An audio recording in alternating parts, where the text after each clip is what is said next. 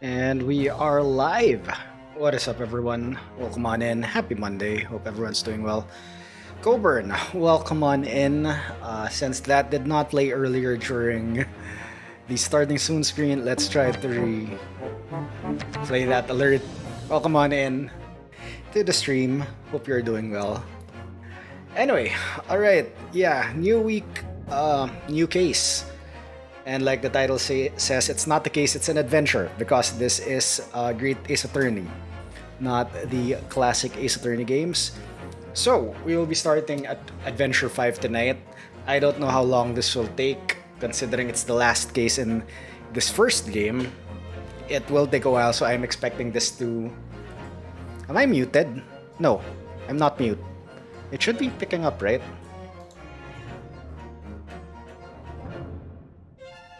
No, my replays... Okay. Alright, no worries. Alright, I thought... Wait. Did I have audio problems? Because yeah, last week when I had my Portal stream, like my audio was all over the place. Like I was hearing game audio through my earphones, yet the alerts audio was playing in my monitor speakers. Anyway. Alright. Yep, stream replay is good. We're good, hopefully. And yeah, I guess let's just continue. Nope.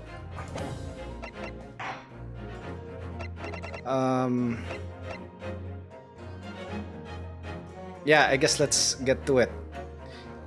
Episode 5, Adventure of the Unspeakable Story. Let's do this.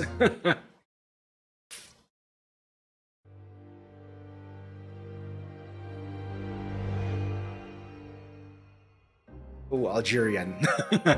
I recognize that font. It's coming! Sholmes's cry pierced through the thick wall of fog around us. Wisps of vapor flowed over the pistol as I cocked it, and I waited, breathlessly, in the stillness. The silence lasted for what seemed an eternity, until, at last, it appeared. From the shadows of the cloud, an enormous beast sprang out upon us. A hound it was, but not such a hound as any mortal has ever seen. Its eyes glowed with a smoldering glare. The whole of its ox-sized body was outlined in white-hot flames.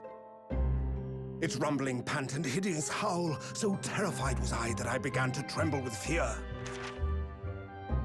"Look well, Wilson," Sholmes declared, gazing upon the mystical beast. "For this is the diabolical hound of the Baskervilles." Ooh.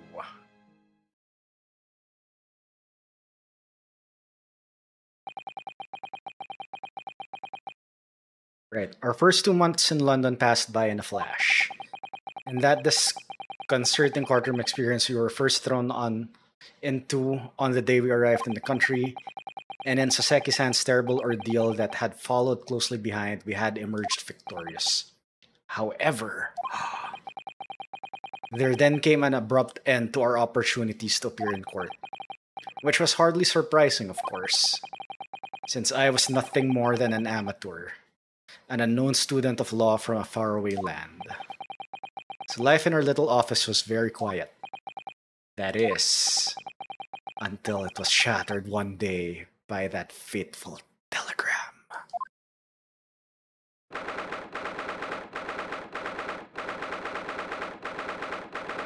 15th April, 9:13 a.m., Naruhodo's Legal Consultancy. Knock, knock, knock. Oh, nice. That morning, I was woken by the unreserved knocking on the door by the telegram boy. But after he'd gone... Susato-san's behavior became very obviously strange. Susato-san? Yes! Is it time to leave for court already? Let me see, what case is it today? I don't think I'm scheduled to defend anyone at the moment, am I? Oh no, of course not. How silly of me. But I think Iris said she would make us breakfast this morning. So shall we go down to Mr. Sholmes' suite? Yes! Iris makes the most delicious breakfast food. She does, doesn't she? Is it a full English breakfast? And once our bellies are full, we can leave for court in fighting fit form. Let me see, what case is it today? Here we go again.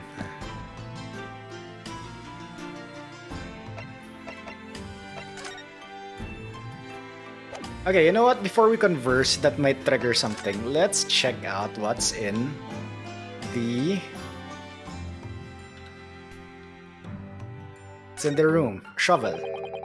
That's spade. Oh, it's a spade, not a shovel. Has been in here since you started renting the place. Oh, that's not a spade, Naruhodo-san. It's a shovel. No, shovels are for digging. That's for scooping up loose material. It's a spade. No, spades are for digging. That's for scooping up loose material. It's a shovel. Is this the equivalent of the ladder versus step ladder argument in Ace Attorney? I don't want to dig a hole for myself, so let's leave it.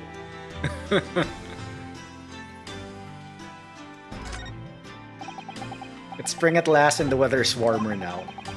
But I love the smell of the fire and the steam rising from the kettle. Oh, would you like some tea, Naruhodo-san? Thank you, Sasato-san, but I'm alright for now.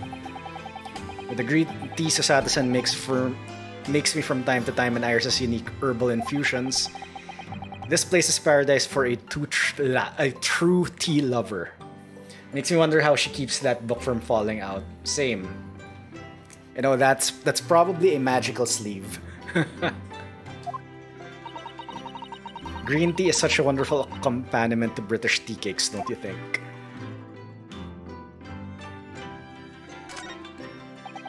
So this is the tea set that Susato-san brought with her from Japan. Let's hope she hasn't noticed me slipping sugar and milk into my cup when she makes it. It's just so bitter. Tea is a drink to be enjoyed, Naruhodo-san. You really don't have to force yourself to drink it, you know. I don't like to see you screw up your face, so...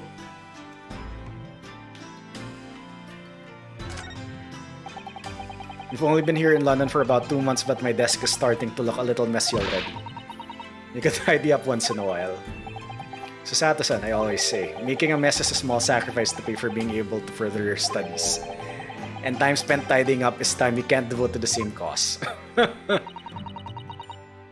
And time spent on ridiculous arguments is time that could be better spent on some simple housework. Ouch. She wins, but I'm supposed to be the lawyer here. Ooh, what's that? Ah, the Daruma doll I brought with me from home. Still with only one eye colored in. I said I'd color the other eye once I won my first court case here in Britain, but you have one, haven't you? Twice, in fact. Because I feel as though I'm still lacking as a lawyer. I'll tell you what. Why don't you color the other eye in once you think I'm a proper, fully fledged lawyer? If you insist. Scales of justice? No.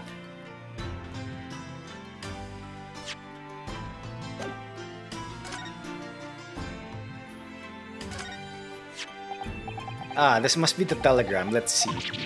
Ah! No, you mustn't look at that. Not under any circumstances. Alright, I won't. Wait, why not? I'm sorry, Naruhodo-san, but you can be very mischievous at times.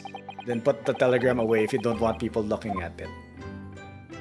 Okay, okay. Interesting. Is there anything else? I can't I can't like select the ladder. So the spade or the shovel is the ladder versus step ladder equivalent in this game. We were rather lucky to find that old aquarium left behind here.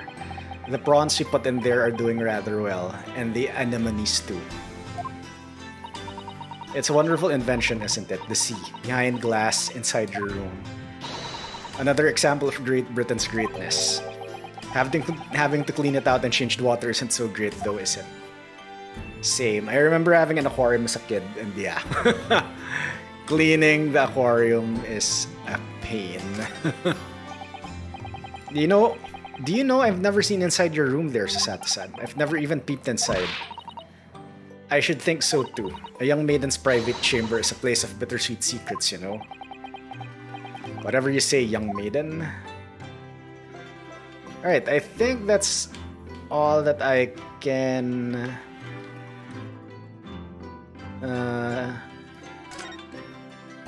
that I can examine here. Alright, time to converse. So, what was it about? The telegram that was delivered this morning, I mean. Oh, a telegram? I don't know what you're talking about. We saw it earlier. Sorry, but you're not going to get away with that. Well, I didn't think I would. Actually, don't give it a moment's thought. It's nothing. Nothing interesting. Boring, in fact. Ahem. It's just a boring old telegram. That's 3 times now that she's tried and failed to convince me it was nothing. I promise that I'll tell you about it at some point. Alright, I understand. Soseki-san. Why is Soseki-san...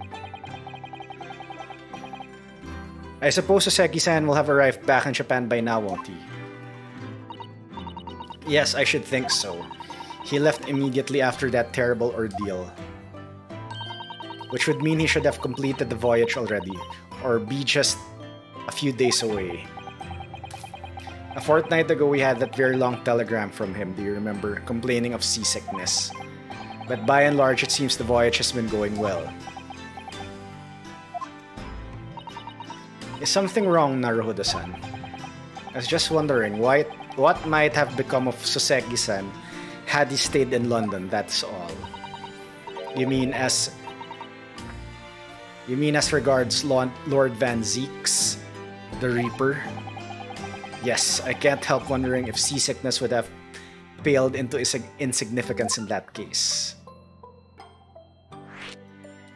With a Reaper. What is it they say? That no one who stands in the dock can be saved from the Reaper, right? Like the way that nightmare's trial ended on the very day we arrived in London. Even 2 months on, the cause of that dreadful fire is still a mystery. Yes, but at least Soseki-san is safely out of the country now. Presumably that means that the curse of the Reaper can only take effect within the confines of the city of London, perhaps? Even if that's the case, it's a little comfort. I have a terrible sense of foreboding. If the legend of the Reaper is to be believed, it would mean he wields the Sword of Justice himself. Come to think of it, I wonder what he's been up to these past 2 months. Surely not wielding that sword against more acquitted defendants. No, I don't think so. Apparently Lord Van Zeeks hasn't appeared in court once since our last encounter. Oh? Yes, since Soseki-san's trial, he's withdrawn from judicial service again, it seems. Really? Just like before when he wasn't seen in court at all for several years. So it's just been me who's had to face him in his recent spate of trials then. Ugh, just my luck. I wonder if luck doesn't come into it. Sorry, what is that? Oh, nothing. Never mind.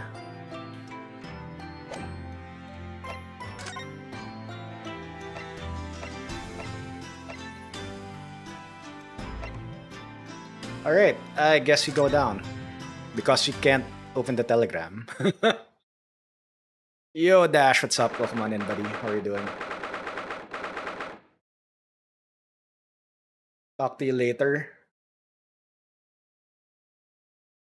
Why would you talk to Dash later, Niv? Not bad, yeah, I'm doing well, thanks. I was so happy to see you earlier. Glad you're back. Anyway, yeah, 15th April, film's so sweet. Morning, Runo. Morning, Susie.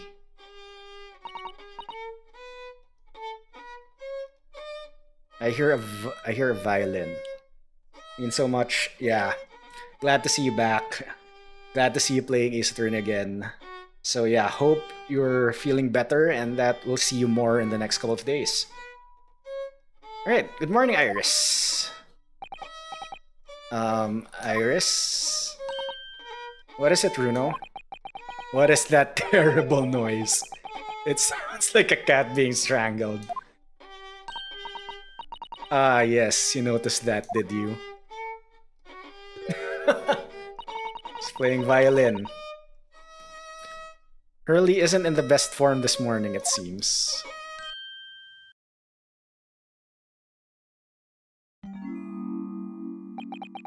Hello. Hello, Mr. Sholmes. Good morning.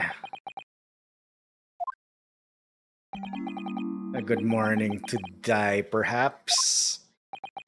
Has something happened, Mr. Sholmes? You look miserable, and the way you were playing the violin before. My analytical mind is dead. Music is dead. The world is dead. Damn this blanche existence. That's all it is, my dear fellow. Nothing of consequence. At least it's less obnoxious today. I'm afraid I don't understand. Well, Iris, isn't it time we ate? Some dry toast and insipid coffee for me, if it's not too much trouble.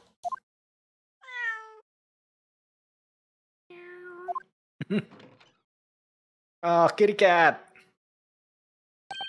Oh look, it's Wagahay. Good morning, boy. Meow. That must be some sort of tiny door for cat streams.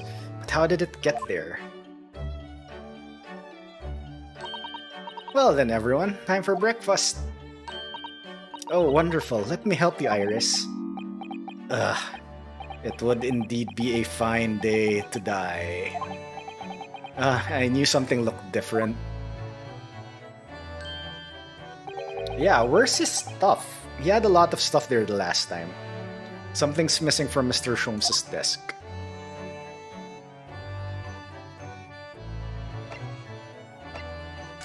Okay, let's look around.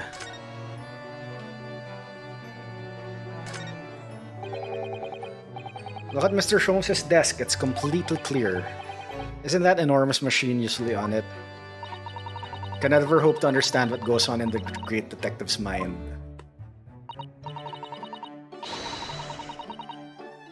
Why, next time we're invited, we may find he's vacated the entire suite.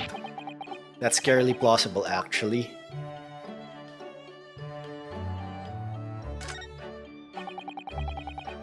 There's all sorts of these shelves, chemistry apparatus, books, papers, and lots of things I've never seen before. It's all heaped up so high I can't help feeling that the whole lot is going to topple at any moment. Oh, it's such a charmingly untidy collection of paraphernalia, isn't it? Just looks messy to me, like my desk. But you must learn to tidy up after yourself.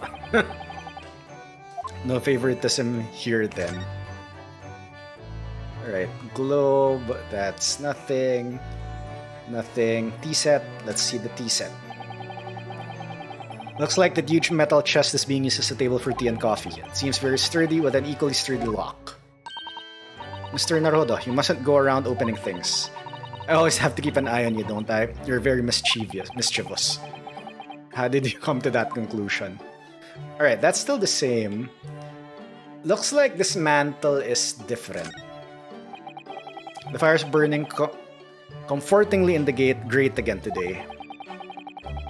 It's a very different feeling to a Japanese hibachi somehow. Oh, look at the photographic print of a lady displayed on the mantelpiece. Could it be? Yes, it must be. It's the woman. Oh, how exciting. Is that supposed to mean something to me? The woman? What, what achievement is that?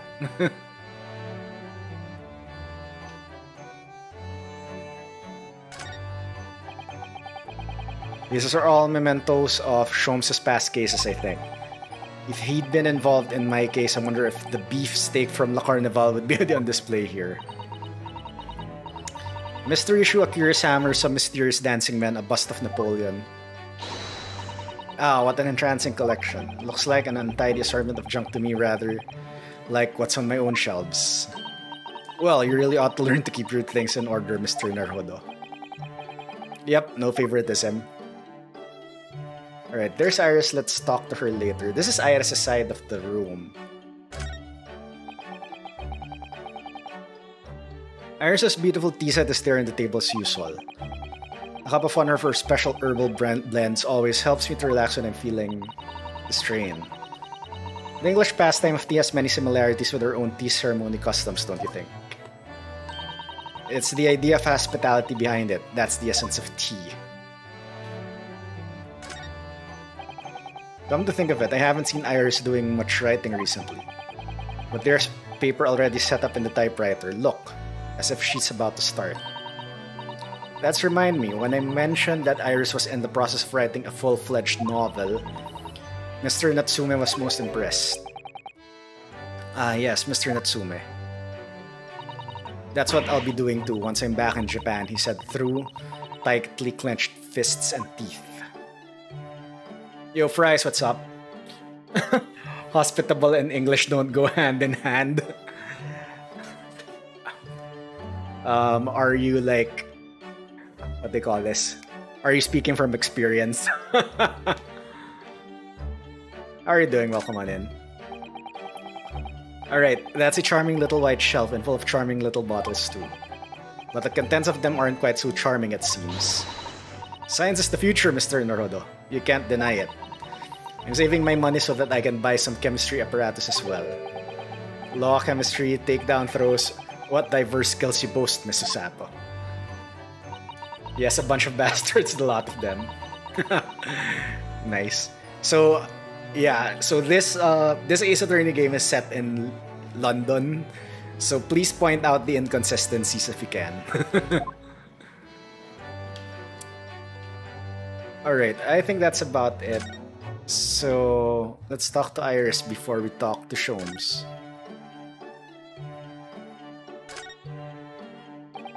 Mr. Natsume's cat seems to have settled into his new home then. Oh, that's the cat from the last episode. Who, the Brits? Yeah. I think Fries can speak from experience, so so he can point out, nope, that's not us. Oh yes, and I've become very attached to little Waggy. Waggy. It would appear his previous owner is completely forgotten to him. Cats are unfeeling creatures. Their mews as empty as the hearts of the muses. You're messing with the stereotypes. If Mr. Natsume had no intention of taking Waggy back to Japan, I wonder why he kept him in the first place. I expect he would have taken him if he could. But pets are strictly forbidden aboard steamships in our experience. And for good reason. Terrible things can happen if the rules of passage are not obeyed. Well, I don't mind because Waggy is adorable. Meow. Ah! He said Irish. Iris. Yeah, he really is. Oh yes, what about the door? I don't remember seeing that tiny thing in the main door before. Where did that come from? Oh, you noticed. You're observant, Runo. Look, I used this. It's my latest invention. Is it a saw? What is that? I call it the cat flapomat. Gosh, a machine for making doors just for cats? That's right. It can make a cat flap for a little furry friend like Waggy in seconds. What the hell, Niv?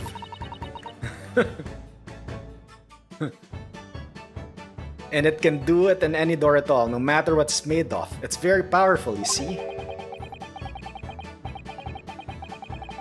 Wouldn't it have been quicker to just to make the cat flap rather than making a machine to make the cat flap? Well, yes, maybe, but now I can make cat flaps anywhere I like. Of course, Niv is up to oats. Oh, I think it's wonderful.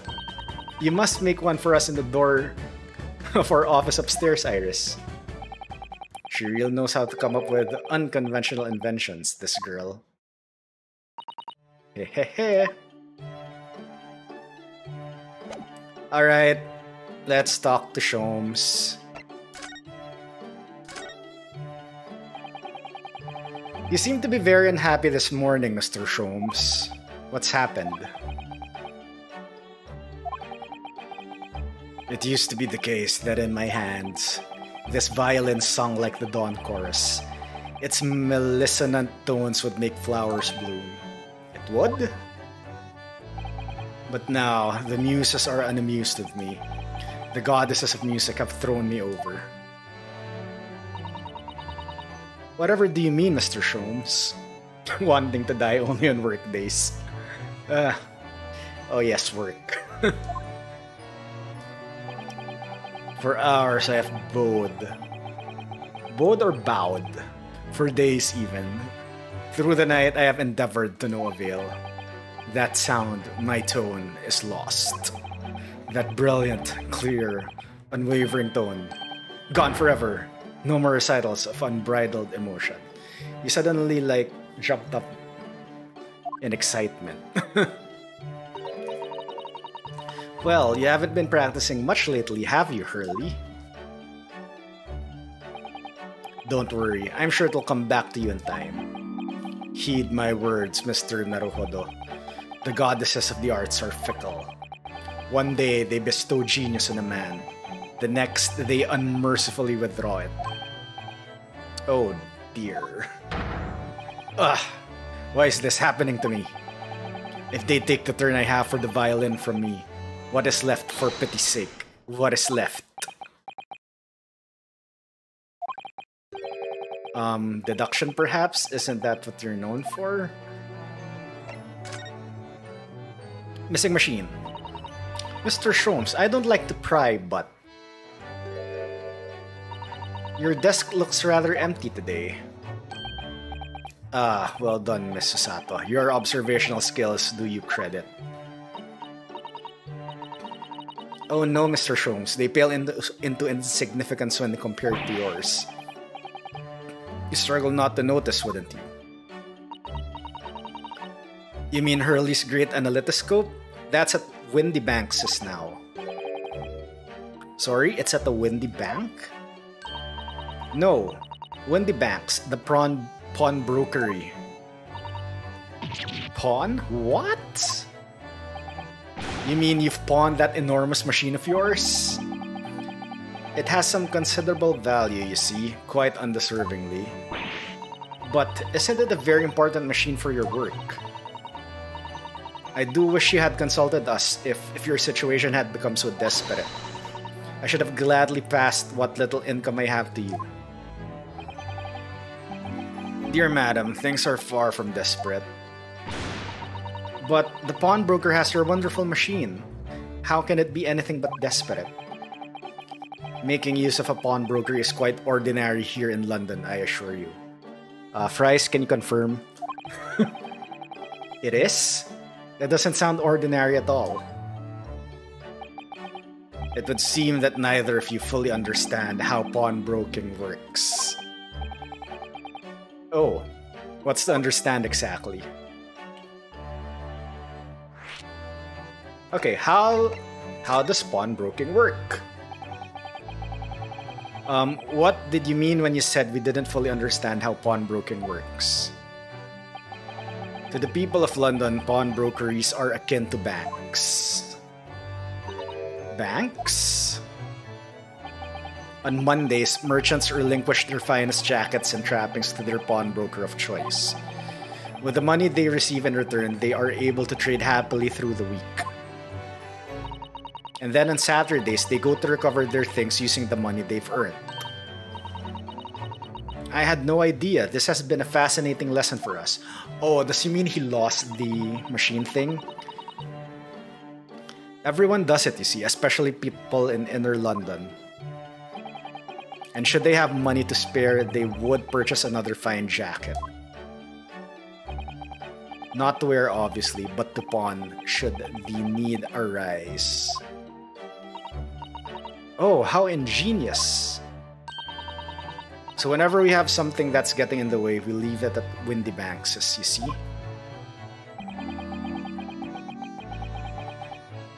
A pawnbroker can be thought of as an extremely secure vault. Who would have thought that even pawnbrokers are different here in Great Britain?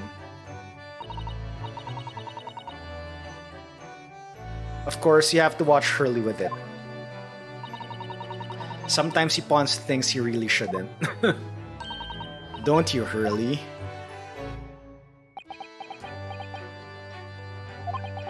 What does it matter? The world is dead to me now. He lost it. I assume he lost it. Meow. Oh, what was that? Wagahay. It's Wagahay, not Wagahi.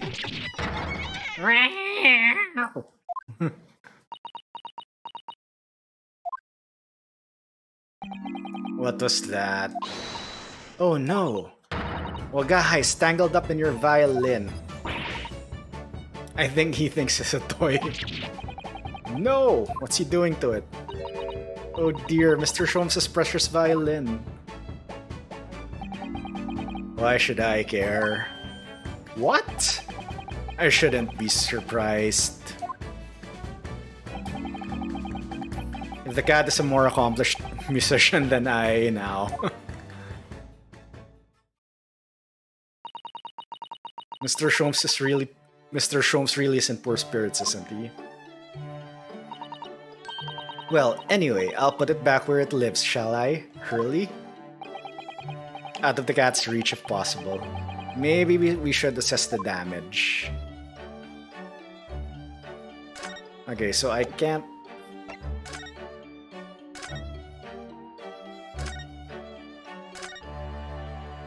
Wait.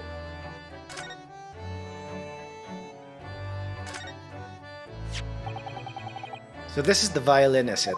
That violin wasn't there earlier. Excuse me. It's a Stradivarius. Stradivarius, one of the finest violins in the world. Made by the renowned Italian luthier Antonio Stradivari. Oh, I see. Doesn't really look like anything special to me. I happened upon it covered in dust, languishing in a pawn shop down a nondescript back alley. The broker had no idea of its value, so I was able to purchase it for a mere 55 shillings. How honorable of you. And until today, it has been my faithful companion in every great Paganini-inspired performance I have made. I ask you, is there a reason to live in a world devoid of music to tolerate this blanched existence? No. There's none.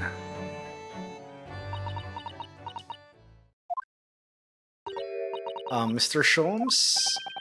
What, dear madam, what? My thoughts are preoccupied with fancies of release from this dull routine. Well, it's about the violin. It looks very different to normal, don't you think? Hmm? What do you mean, Miss Osato? Let me guess, it's a left-handed violin. Yes, the tone of the wood is completely different. And that's not all. I'm sure there was no crack here before. Wait, it's not even the right size, is it? What's this? It's a viola. I'm terribly sorry to have to tell you this, Mr. Sholmes, but that instrument isn't a violin at all. Then what? I believe it's an entirely different instrument called a viola. Yup. What? What? Oh, Mr. Sholmes, are you alright? You're right, you're quite right. This isn't my faithful Stradivarius. So what, pray, is this piece of stringed flotsam, rather? Not your faithful performing partner, then? Ah, I see what must have happened. You do, Iris? Fatality. This is just a simple mix-up. It sounds like Iris might be able to tell us exactly what's happened if we ask her. Alright, Talk to Iris again. Mix-up. What did you mean by a mix-up, Iris? Well, you see, this this viola, I mean, was at Windy Banks until last week. At the pawnbrokers?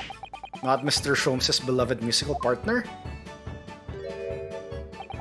There's a proverb from the East, with which you are no doubt familiar, my dear fellows. Always let a beloved child travel. Yes, indeed. So you sent your beloved violin to the pawnbrokers in the hope that it would experience personal growth. Oh, what a wonderful idea. Last week I pawned my great analytoscope in order to release my precious instrument. That pot he's smoking must have lifted his spirits. Are we sure it's pot? But it would appear Mr. Windybank mistakenly furnished me with this tawdry fiddle instead. But my ears cannot be deceived by the hollow timbre of this piece of timber. No, but your every sense was deceived by the fact that it just had strings. Ain't no worries, Coburn. Pshaw. A fine state of affairs this is. And why I always say, Mr. Naruhodo. Never trust a pawnbroker. They will try to fiddle you every time. But earlier it told us that you could think of a pawnbroker as an extremely secure vault.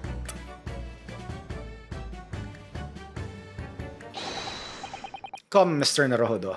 Dilly-dallying will get you nowhere. Sorry? Cruncher your toast with that vacant aspect, fussing your coffee so obtusely. Okay, now he's like rolling in with the punches again. Are you not a little embarrassed by your own conduct, considering the urgency with which we are faced?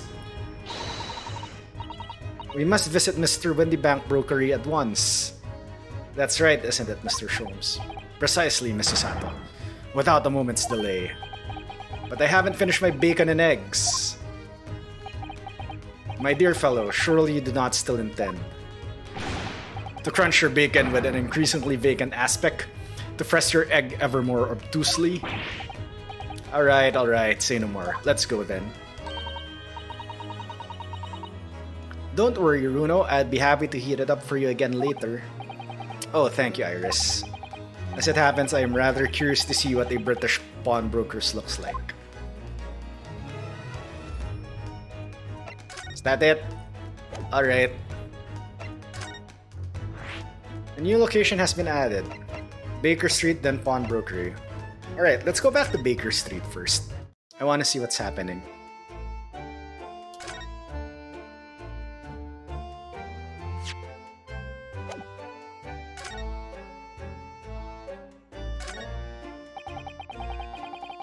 It's already been 2 months since we started taking lodgings here above Mr. Sholmes' office. Oh, that's nice. That's actually a nice place. Still can't quite believe it. I've never expected things would turn out like this. Oh, I know. To actually be sharing accommodations with the world's greatest detective. If I ever find myself before a court of law now, I will have not one regret. I don't know what you're talking about, but I'd be happy to defend you, of course. Thank God you're not Maya.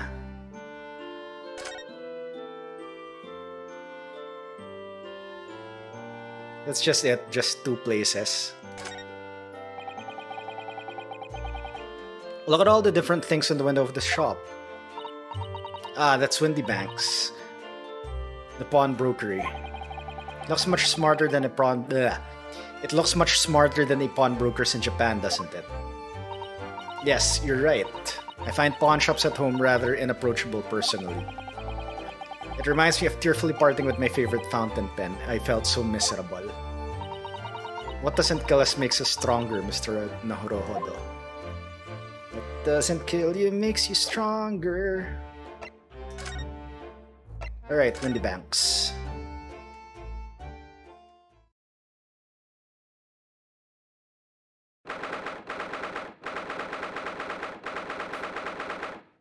"15th April, Windybank's Pawnbrokery." So this is a British pawnbrokery. Oh my, there are all sorts of tools and contraptions in here that I've never laid eyes on before. Ah, Susato-san, and that spark of wonder in your eyes. You can't wait to scour the shelves, can you? I get the impression you enjoy places like this. Oh yes, I don't know why, but seeing such a lot of things I don't understand is a real thrill for me. My dear fellows, let us not forget why we are here. Oh, Mr. Sholmes. Now he has his full outfit. We are calling on matters of business, not pleasure. And clearly Mr. Sholmes missed business too, judging from the spark of fury in his eyes. Mr. Sholmes, welcome back. Did you hear that brazen welcome? Well, yes, we are potential customers after all. We are disgruntled customers, Mr. Naruhodo, and it's time to inform Mr. Windybank of our ire. Come, the fight is afoot. Let's examine first, maybe.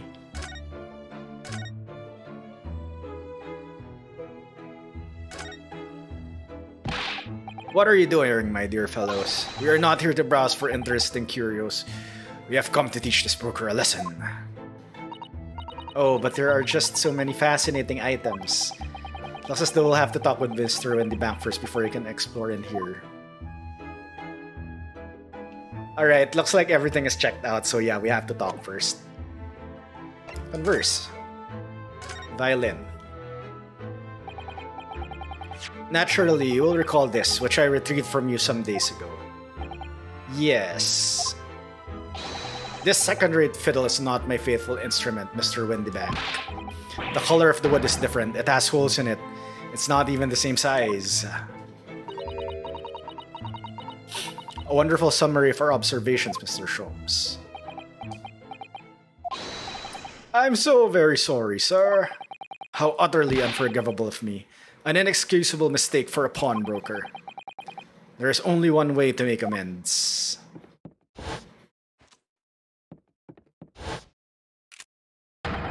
I shall have to take my own life! What the hell? That was very animated. I don't think that will be necessary, don't you? No, come on. If I might just say one thing before I pop off. Yes? It was you, sir, Mr. Sholmes, who took it upon himself to remove the item the other day, I believe. Turning your head to paste is not the answer. Oh my god, yes. Why is this in a game? Sorry? As I recall, I entered the storeroom to fetch your violin when I heard, ah, here it is. You did? And when I turned to controvert you, you had taken the viola and left, sir. However, there can be no doubt that the blame lies firmly at my own door for allowing you to leave. So I shall not grumble or grouse any longer. May the guilt die with me. No, no, no, stop, my dear fellow. The fault is mine. Let me guess, this is a prop gun with a bang flag. Pew. It would appear that the fight is over. I do humbly apologize, Mr. Windybank. Evidently, my questionable disposition precipitated in this tragedy. Well, you wouldn't be Mr. Herlock Sholmes without that. Questionable disposition now, would you? Haha, I do believe you may be right, sir. Ha ha ha ha ha ha. It's either laugh or cry, I suppose. You are, it must be said, one of my more challenging customers. I needn't remind you of the peculiar collection of items you've brought through my door in the past. Oh, peculiar items? In the extreme, ma'am. For example, the unpublished manuscript of an eponymous work, the novels of Herlock Sholmes or some such. Oh my, a full-fledged novel? And unpublished? A story I have yet to read, you mean? Ah, forgive me. Oh my god, please stop with the gun. Wait, before you die, you must tell me more. Okay, pawnbrokery first before the unpublished story. I wonder, could I ask you something? Ah, a gentleman from the east, I see. Yes, that sable suit. I suppose I could offer you 6 pence for it. Without wishing to offend, the tone is somewhat dull. Sorry? Aha! But for your splendid attire, ma'am, 5 guineas, no less.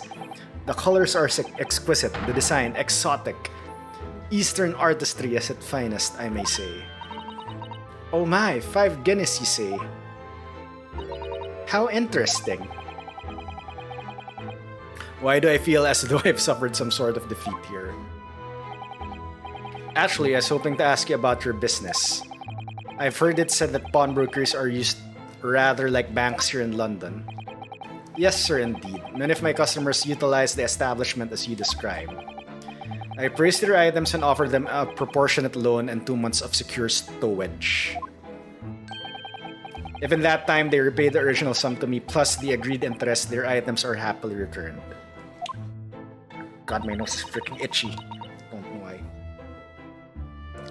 But what happens if they don't pay you the money? Then the items are offered for sale in my shop, as you can see on the shelves behind me. So you never sell items before the 2 months has passed then? That's right, ma'am, that's right.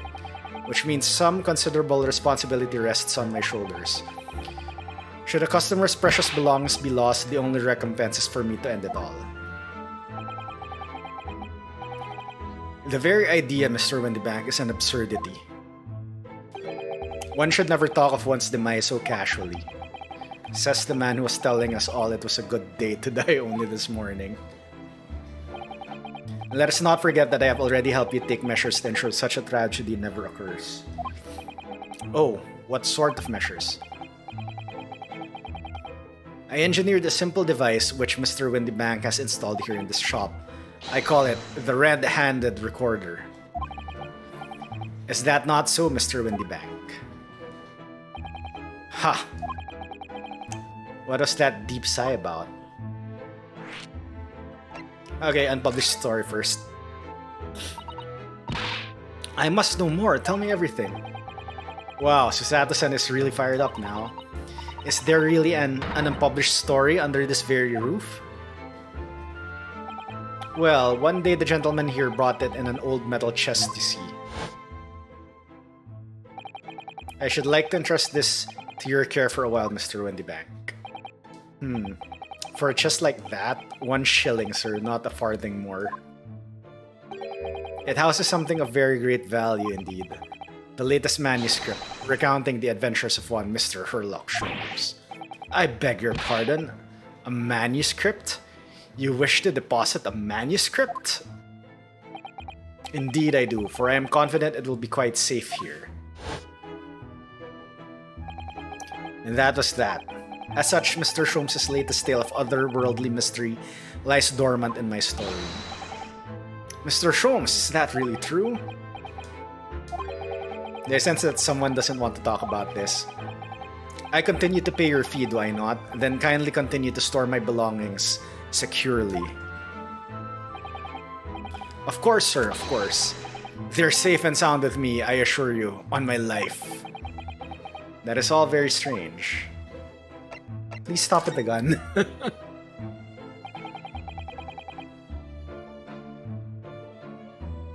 What on earth is a red-handed recorder? Use your eyes, my dear fellow. There are 2 just below the ceiling.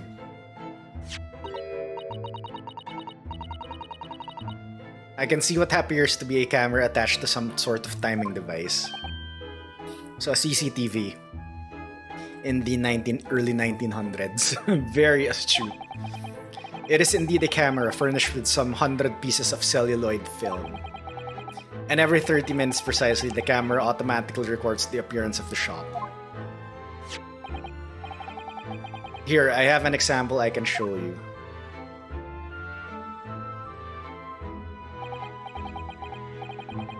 Yes, a print from the camera set to record the activity at the shop counter. I developed a special type of film so sensitive it produces a crystal clear image even in darkness. Really, that's extraordinary. Ah, yes. You can clearly see the counter and the door behind it. Look.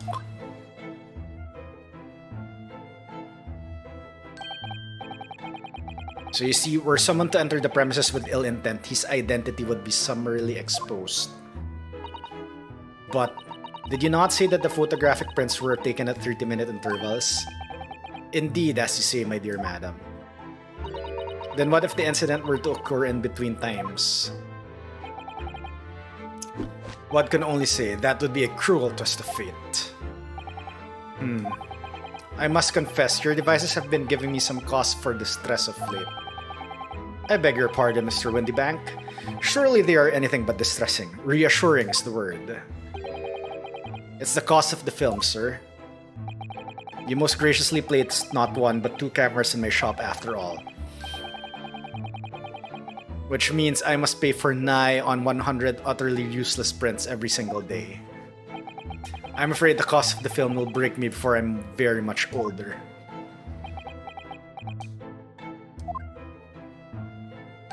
Nevertheless, a small price to pay to ensure the safety of my preferred pawnbroker, no?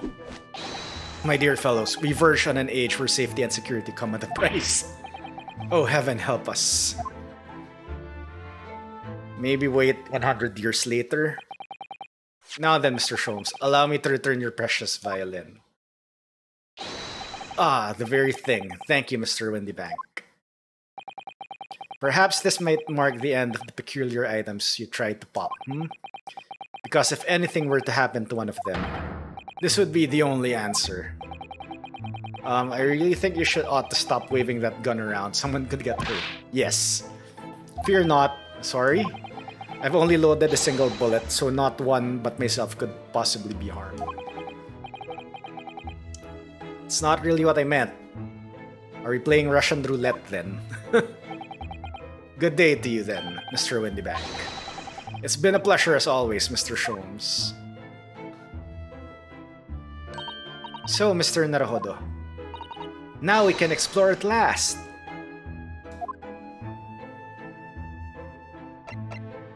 Alright. There seems to be a little door hidden behind that curtain here. That leads to the storage room where Mr. Windybank keeps articles that are currently in pawn. Ah, I see. There's nothing of particular interest inside. I certainly wouldn't recommend any larcenous activity. Recommended or not, it's not something I tend to do. There is but one key and Mr. Windybank keeps it in his pocket at all times. Before he sleeps, he places it into a small pot, which he slides under his pillow.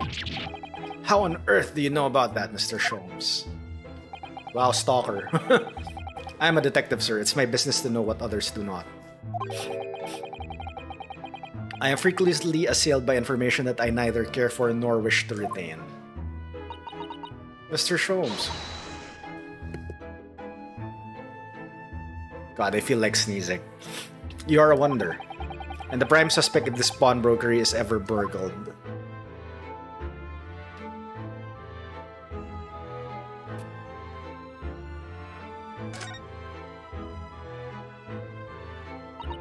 Look at that enormous ledger open on the counter there. Mr. Windybank is, if nothing else, very particular about recording the items he accepts. He'd have to be, otherwise he'd get himself into all sorts of trouble. Which might explain the thing that catches my eye far more than the ledger. This revolver here. Do not entertain even a single thought of pilfering an article herein, my dear fellow. I assure you, Mr. Windybank would not hesitate to draw that weapon with a speed belying his portly size. Oh, you don't mean he'd blow his brains out? Indeed, in recompense for his blunder. Oh my. But in any case, of course, we would never do such a thing. How would you even suggest it?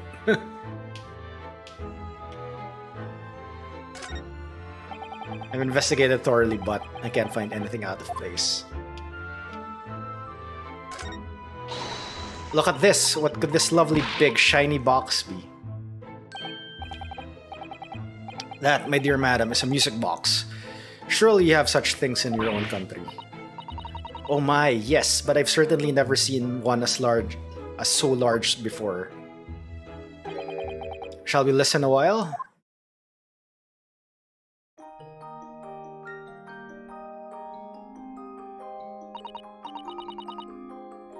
Ah, what a sublime sound. It's like the music of angels. I've never heard anything like it before in my life. Case 5, the case of mystery fish. Yo, Annuel, what's up? This particular specimen is of the larger variety commonly found in public houses and restaurants. There is a metal disc inside in which the notes to be played are recorded.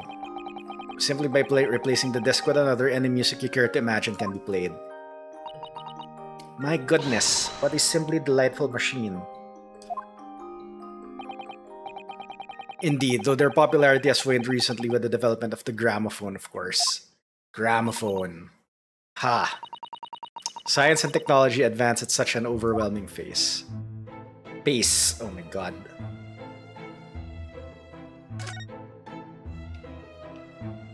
Alright, what else are in these shelves? What an assortment of things there are on these shelves here. Crockery, footwear, clocks, and watches. Almost anything you care to imagine. Those are forfeited items offered for sale by the pawnbroker. What does that really mean, though? When you pawn or colloquially pop an item, the broker loans you money against its worth. He stores the item for an agreed period of time after which the loan must be repaid. If not, he is free to display it in his shop for sale at the price of his choosing. Oh yes, now you've explained it, I'm noticing little price tags on everything. Of course, simply by paying the agreed interest on the loan, one can extend the period of safekeeping. So you may pawn that black garb of yours without fear, my dear fellow. My treasured university uniform? Never. It embodies my student spirit.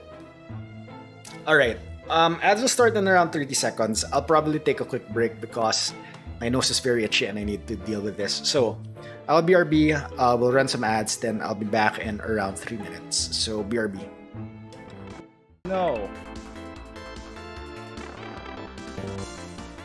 I still had that. What?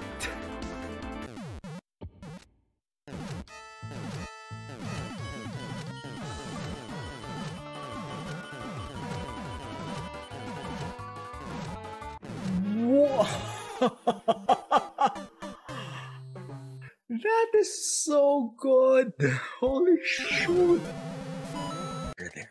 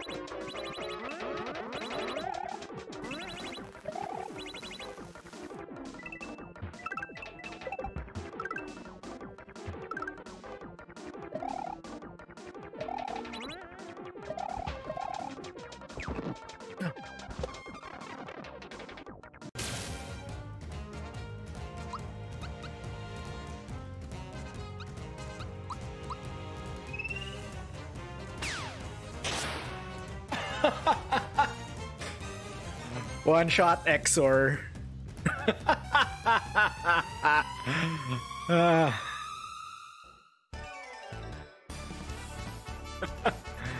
Oh my god. CP1.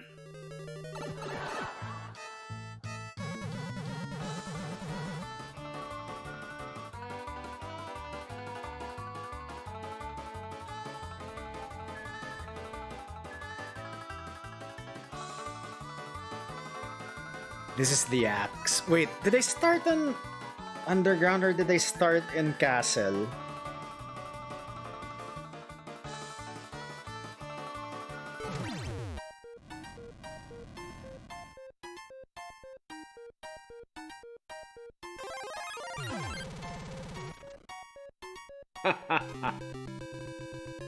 Nice. Nice. GG's.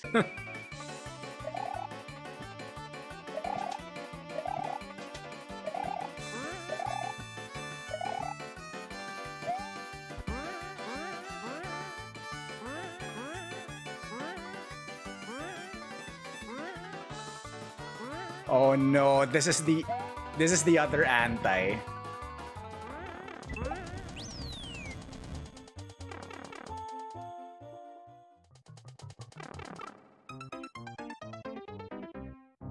GG on CP1. GG.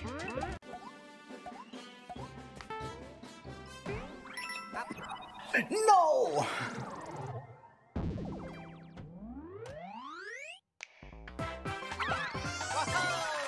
I only got incredible.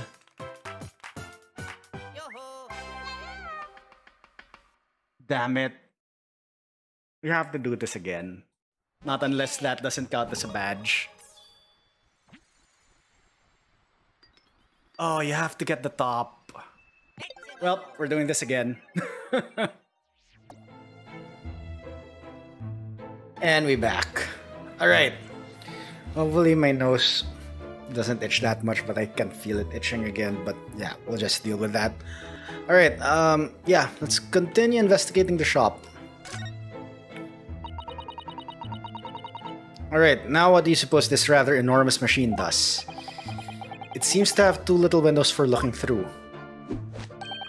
Allow me to enlighten you, my dear fellows. What you're looking at is a stereoscope. Oh, nice. A stereoscope. Fascinating. It is aptly named, I assure you. Look through the eyepieces and see for yourself. Oh, I should be delighted to. Excuse me a moment while I just have a look. Just before you do, there is something I should point out. My dear fellows, in order to see the image properly stereoscopically, as it were, you will need to be cross-eyed. However, if that is beyond you, it is of little consequence today. Alright then, I'm going to try it.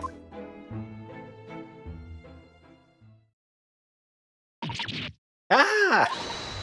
Mr. Nrohodo, you must see at once. Oh, alright then. So I need to be cross-eyed, like I'm trying to look at my own nose.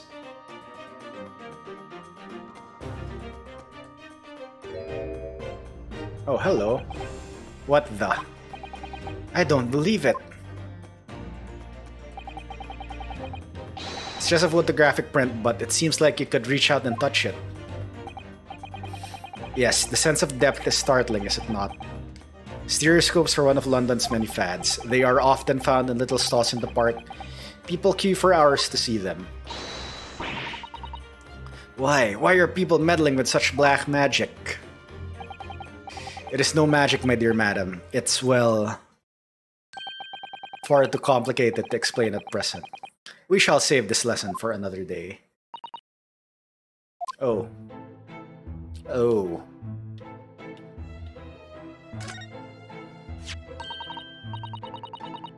Look at this, whatever could it be used for? I have no idea. Ah! There's a small catch just here, look. We're going to open it, aren't we? Oh, hello. Oh my, that's amazing. It has some sort of spring-loaded mechanism, which will never manage to put back to the way it was before. What are you two doing? What? Us? Nothing. No, nothing at all. Whatever this device is, it seems to have a pair of little windows to look through. It feels as though I've seen something rather similar to this elsewhere. It's a mini stereoscope.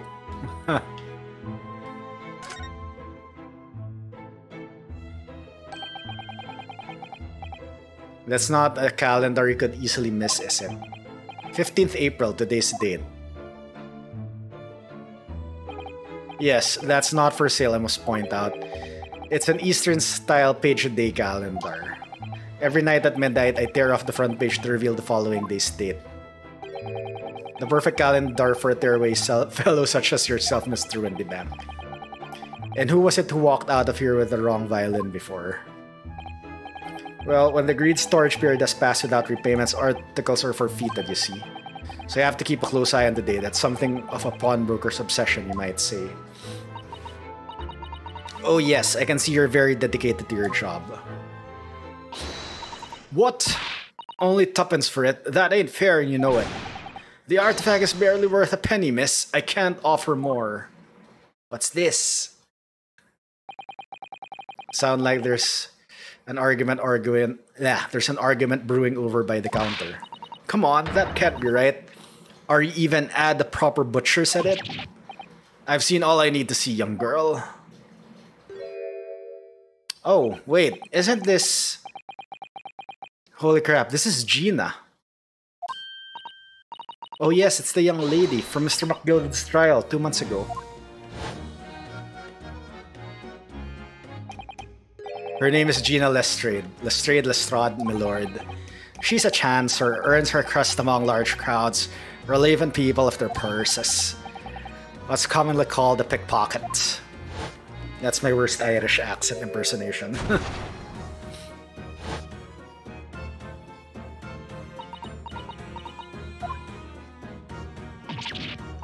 Gordon Bennett, you lot. And he still have the gun. Hello, Miss Lestrade. I hope you've been well. What? You remember me then, do ya? Well, I remember being completely surrounded by smoke, that's for sure. Plot twist.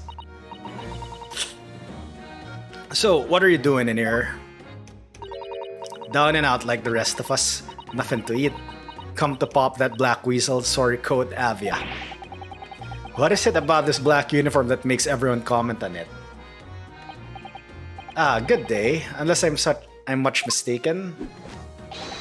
You would be the young pickpocket who stole our experimental smoke grenade launcher. Ah, Mr. Sholmes. So, you have something of value to pawn, do you? Oh my god, my nose is so itchy again. I'm so sorry. Allow me to see the article and I shall negotiate with Mr. Windybank on your behalf. Pull the other one. I don't need no help from some stuck-up D. Get out of my business. Go on or I'll make trouble for ya.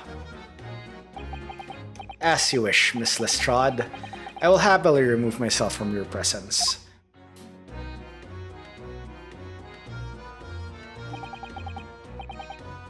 He's really done it. He's gone. I'm so sorry, but as I said, there really is no room for negotiation here. What is that thing he has in his hand? Some kind of metal disc? And you, go on, leave me alone. Oh, Miss Lestrade, just pretend we aren't here. We shan't be offended in the slightest.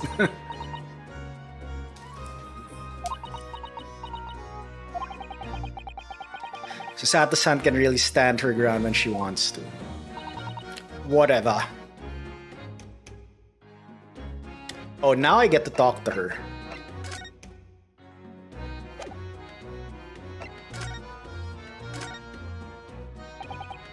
Somehow, I didn't really think you were the sort of person who'd use a pawnbroker, Miss Lestrade. Yeah, well, I am, alright? I'm a Londoner, just like everyone else. That the problem, is it?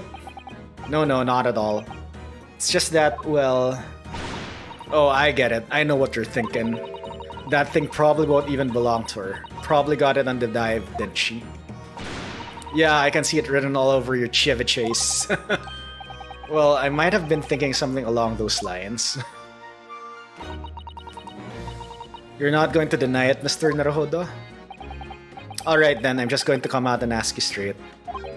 Do you pawn things that you steal from other people? Well, I don't know best to answer that, really. Yes. Suppose, sometimes. You're not going to deny it either, Miss Lestrade. But not this time, alright? I swear, that thing belongs to me. The disc that Mr. Windybank is holding. Alright, that looks like a disc for the music player. Interesting. Perhaps we should see what he has to say about all this.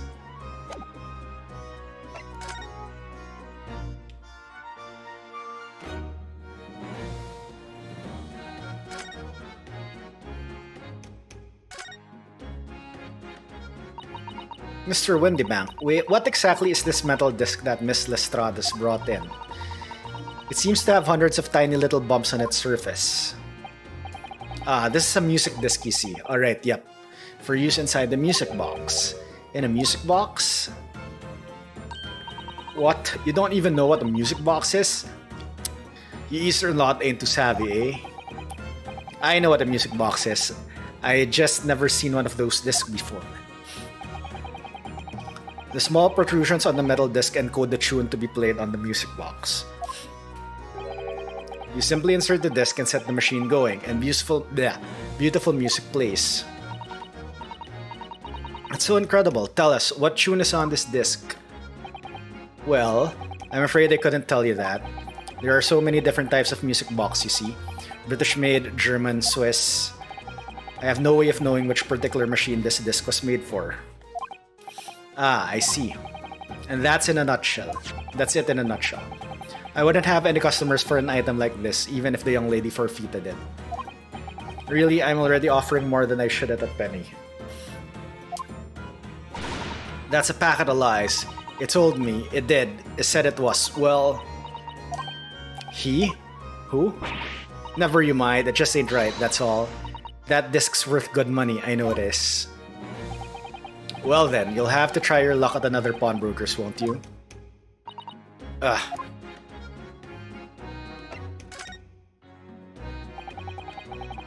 She's been in here before, of course, this little tattered Dambalayan. Wow, that's a big word. I see. And brought some dubious article or other with her every single time, I might add. Dubious? What are you trying to say? I'm an honest customer, me? So, is there something dubious about the disc she brought in today? Well, if only it were that simple. Sorry, what do you mean? What she actually brought in was a storage ticket. Ah, a storage ticket? So, Miss Lestrada's actually come to redeem an article from you today, is that right?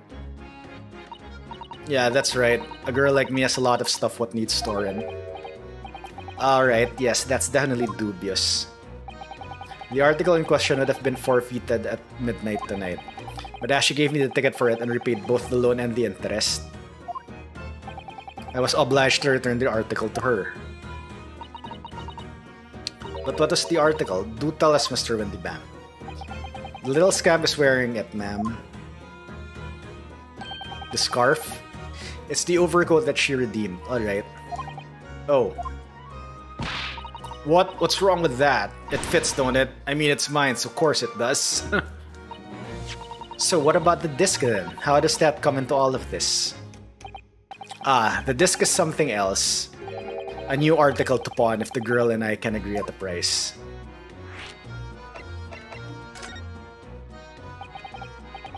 I'm confused. I thought you said that Miss Lestrade brought in a storage ticket today. It's really quite simple. Yes, the child brought me a storage ticket and the money owed on it, as you say.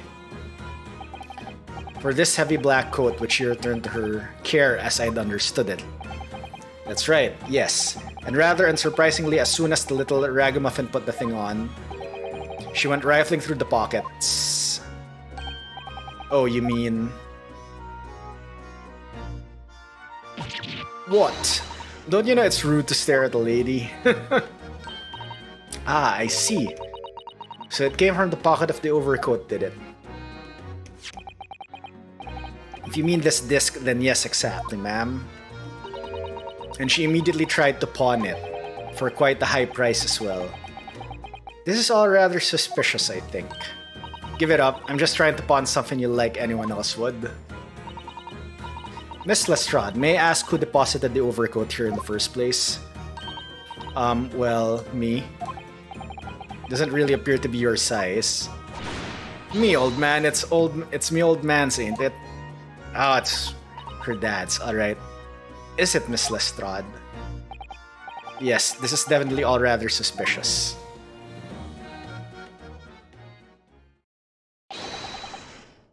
Out of my way, please. Oh, hello, who are you? Who is this picture postcard English gentleman?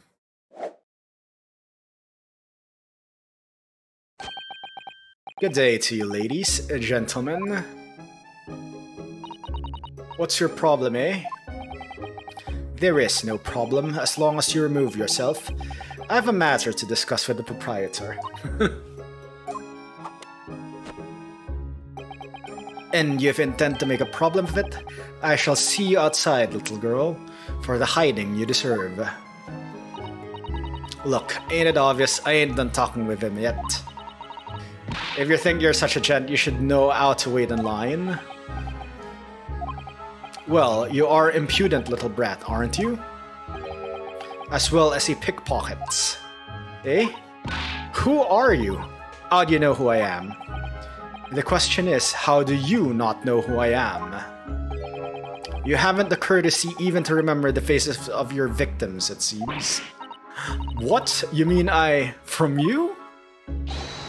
Broker. Yes, sir. I believe this filthy pocket thief has just redeemed an article from you, no? Yes, the article in question belongs to me. I demand for it to be returned at once. Oh my. Now that's a lie. What are you trying to pull? Give me back my overcoat, you wastrel. And needless to say, any music box discs too. No, you can't have it. You just can't. It's me old man's, or it was. Now it's mine. Goodness, Mr. Naruhodo. This is a very awkward situation. Yes. I think perhaps we should hear both sides of the story in a little more detail. I was thinking I'd just step out.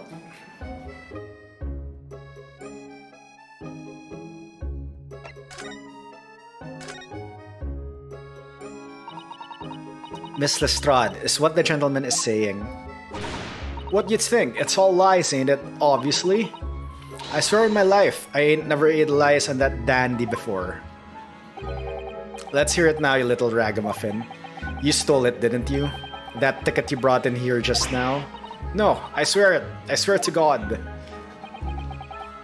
was barely an hour ago. I was walking along the street minding my own business when this little gutterling ran into me. I knew at once what had happened. I've been robbed yet again, I thought to myself. Those wretched pickpockets. Yet again? Oh yes, as you can see, I am a man of impeccable style. This isn't the first time that I've been targeted by these back slum scoundrels. Now then, relinquish my overcoat. Grrr. Come along now, Miss Lestrade. Give the good gentleman his coat back.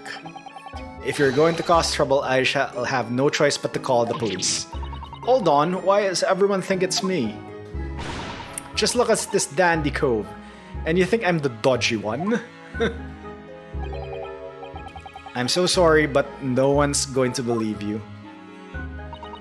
Well, what about evidence? Yeah? Where's your evidence that I've stolen something, eh? Come on, let's see it. Oh, I have evidence, naturally. You what? Okay, before we go to evidence, let's talk to... Do we get something from shop owner? No, alright. Let's talk with Mr. White coat guy. Excuse me, but who are you? One would expect the inquirer to introduce himself first. Though clearly you are not British, so perhaps our ways are foreign to yours. Oh, sorry, yes, we're from the Empire of Japan. We're studying here. Oh yes, Japan. I've heard talk of the place. What the hell? Its inhabitants live on some fiery brown-colored soup, dressed up with exotic spices. You might be thinking of somewhere else. And what was that theatrical gesticulation about? Perhaps. Anyway, if you're a gentleman, sir, You offer your own name first before inquiring after the name of another. Of course, yes. I'm Ryunosuke Naruhodo. I'm a lawyer. Well, a student of law, really. My name is Susato Mikotoba. I am Mr. Naruhodo's assistant. I see. My name is Benedict. Yes, Egbert Benedict. Enchanté. He's so refined in how he holds himself and how he speaks, but that name is suspicious. Ex Benedict, oh my god. Now to the matter at hand. My overcoat, return it at once. To someone with the style to carry it off. Grr, every move he makes, every breath he takes, I can stand watching him.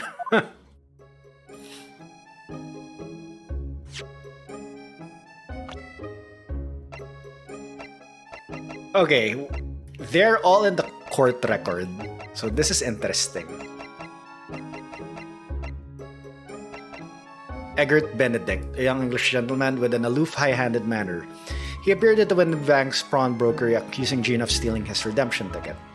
Young pickpocket who we first met during a trial 2 months ago. She and Iris have become firm friends since. Well, okay, this is new. Why do we know that they're friends?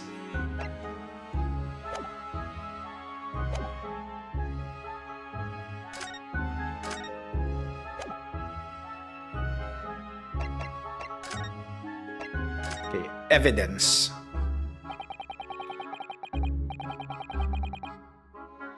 Evidence that the article Miss Lestrade redeemed actually belongs to this gentleman. Of course, we need only consult Mr. Windibanks' ledger to know the truth. We'll be able to look up the name of the person who deposited the article in the first place. Yes, brilliant! I'm very sorry, but I'm afraid that won't be possible.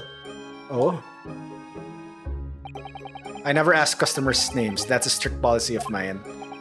But why not? Well now, as you can imagine, some of my customers have circumstances to consider. A great many of them prefer to maintain their anonymity. Yes, I see. But then how can you know if an article belongs to the person asking to redeem it? Oh, it's quite simple. Good sir, might I trouble you for the watchword associated with the article in question? Oh, secret password. Of course, it's... Professor.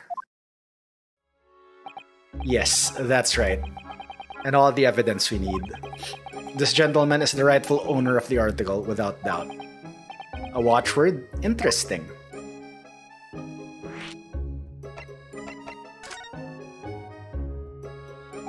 So, about these watchwords, Mr. Windibank. As I just explained, I never ask customers' names when they deposit items with me. There are many reasons why. Certain customers would like to keep their activities secret. That wasn't exactly a subtle glance at Mr. Sholmes now, was it? Great detectives have no dark secrets, none at all. Yes, well, anyway, that's why I always ask for a watchword whenever I accept a new article. In many ways, it's like the secret combination of numbers used to unlock a vault. The date of deposit, a description, and a watchword uniquely identify each item. And of course, then I give the storage ticket to the customer. When someone comes to redeem something, I ask for the ticket and the watchword. And if that someone tells you the correct watchword, you return the article? That's right, sir. Yes. Just as soon as the requisite fee is paid. And I have supplied you with the information you require already. But for the avoidance of doubt, the article in question is an overcoat deposited 2 months ago on 15th February. With a watchword of Professor. All perfectly correct information, sir. But, ow! Really, this is beyond a joke now. There's no further room for doubt. Ugh.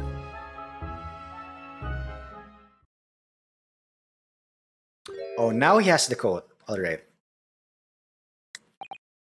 So, let that be an end to the matter. And thank you for your custom, Mr. Egbert Benedict, sir. Egbert, damn it. Why am I saying Egbert? Egbert Benedict.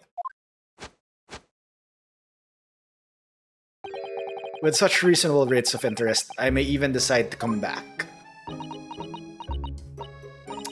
This is why I ate grown-ups. Just cause I'm a diver, everyone thinks that makes me a liar. And the contents of the coat pockets, if you please, broker. But of course, sir, here's the disc for you. Just this one? Pardon, sir? I was expecting another, that is, I deposited another. Another disc? Oh dear. I regret to inform you, sir, that was deposited with me was merely the overcoat. The disc happened to be in one of the pockets, but I was completely unaware of it until now. So, Gutterling, you're hiding more of what's rightfully mine, are you? Say, Sue, I don't know nothing about it. Very well. Then I shall bid you farewell. Say goodbye to style. Wait a minute, that disc is mine. Ah, what do you think you're doing, you little tramp? You've drawn blood, you filthy animal. Oh my, yes, there's blood on the disc. It's because of all those sharp little bumps. The man must have scratched his finger in them. I found it first, alright. I mean, it belonged to me, old man. So you're not having it. Oh, you, take it. Me? If I hang onto it, they'll have it off me again, so you keep hold of it. Miss Lestrade, why is this disc so important to her? Music box disc has been entered into the court record. Okay, why? Metal disc used to play music in a mechanical music box. The piece of music which remains unidentified is stored on the disc by means of small protrusions.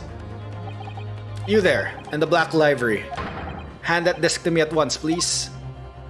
No, don't! He's lying! Grown-ups are all liars! What do I do now? How am I going to resolve this? Okay, they're just standing there and they're not attacking me.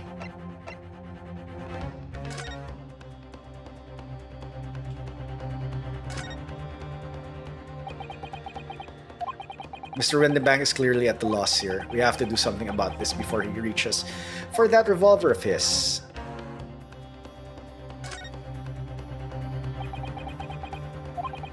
Look at those piercing eyes. He's clearly in no mood to talk. We have to do something quickly before this mysterious gentleman leaves to fetch the police or something.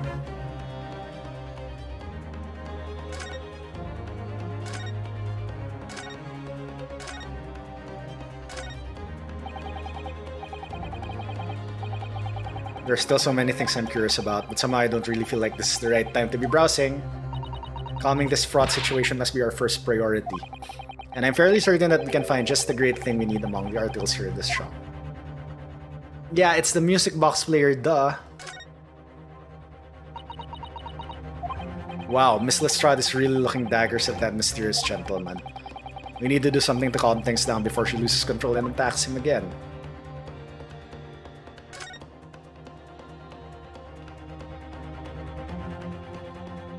So we need to talk to, like, Sholmes, right? Or Mr. Sholmes, what are you examining with such keen interest there? As you enjoy a bar of caramel, I see.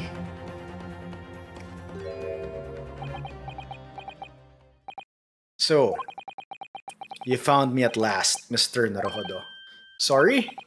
After that young pink pocket sent me on my way, I was forced to lurk in the shadows.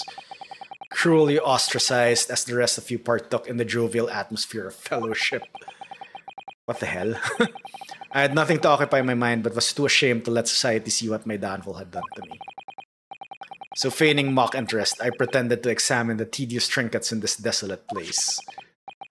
Well, as you shrewdly observed, gnawing on the only friend I have left, the 7% solution of caramel. Pray, do you claim to understand the depths of my despair, Mr. Naruhodo? But how could you? I was so lonely, so desperately lonely. Then why on earth didn't you rejoin the conversation?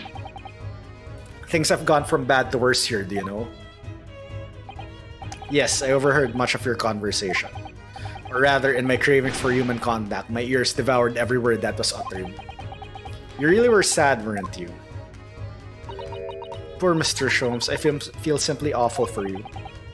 It would seem that my inferences are correct. Oh, surely you're not about to tell us that you've solved the entire case once again. Dance of deduction? My dear madam, sometimes I wonder, were my genius for deduction to be commoditized? How much could I pawn it for? Seems Mr. Sholmes has had another of his flashes of inspiration. But who knows if it will help to resolve the situation between Miss Lestrade and the mysterious gentleman. What's the right thing to do here? Listen to deduction!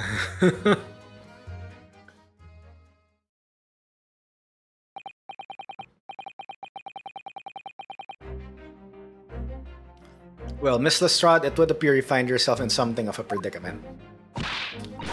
Where the blue blazes have you been, eh? Pardon? When a lady's in trouble, a true gent's supposed to be there to help. Straight away. Not an hour later. And who, pray tell, are you?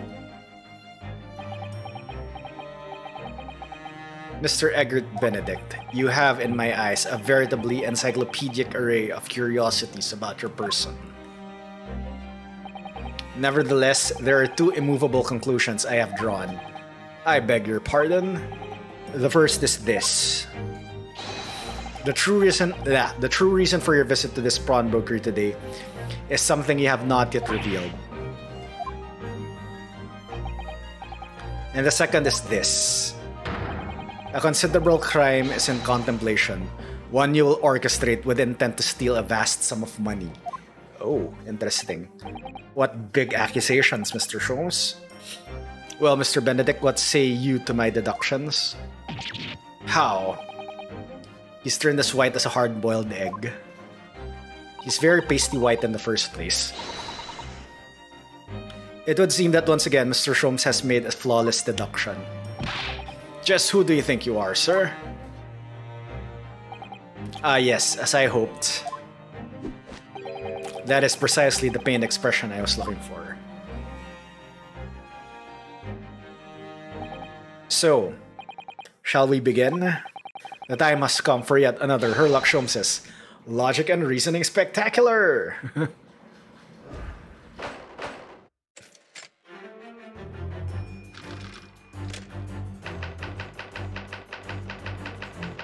Mystery Man's aim. First of all, we must ask ourselves on what business you ventured in to this pawnbrokery today. You claim to have followed this pickpocketer, having had the redemption ticket stolen from you on the street. But that is most certainly a lie. The real truth is something quite different.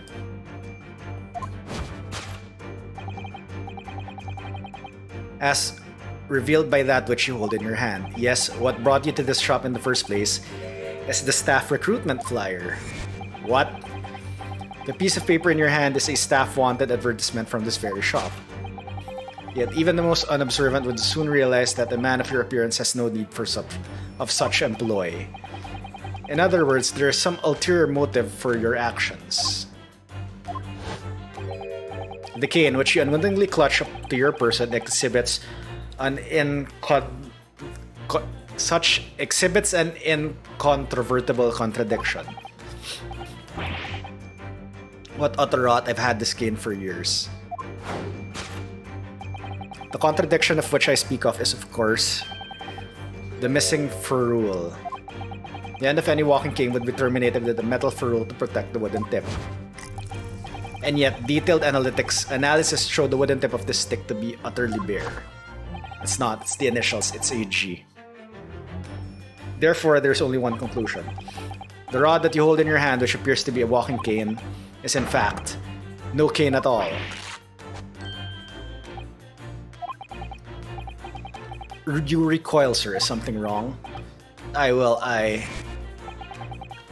in your recoiling, you inadvertently facilitate the answer of the next conundrum to present itself. Namely, what is the truth behind this rod you bear? Yes, your reaction betrays the truth. The handle, which you evidently would like to conceal, is key to understanding this riddle, you see. From the moment I saw it, my suspicions were aroused. What walking cane demands such stout handle? Mused I. Oh my god, my freaking nose is so itchy. But of course, as I said, this is no walking cane.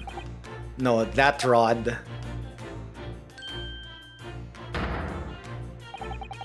is the broken handle of a shovel.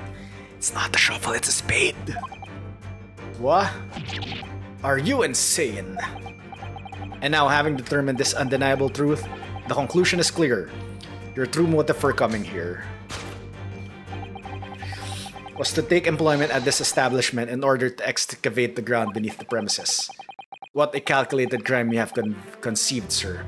A wickedly calculated crime. To tunnel underneath the pawnbrokery, wow.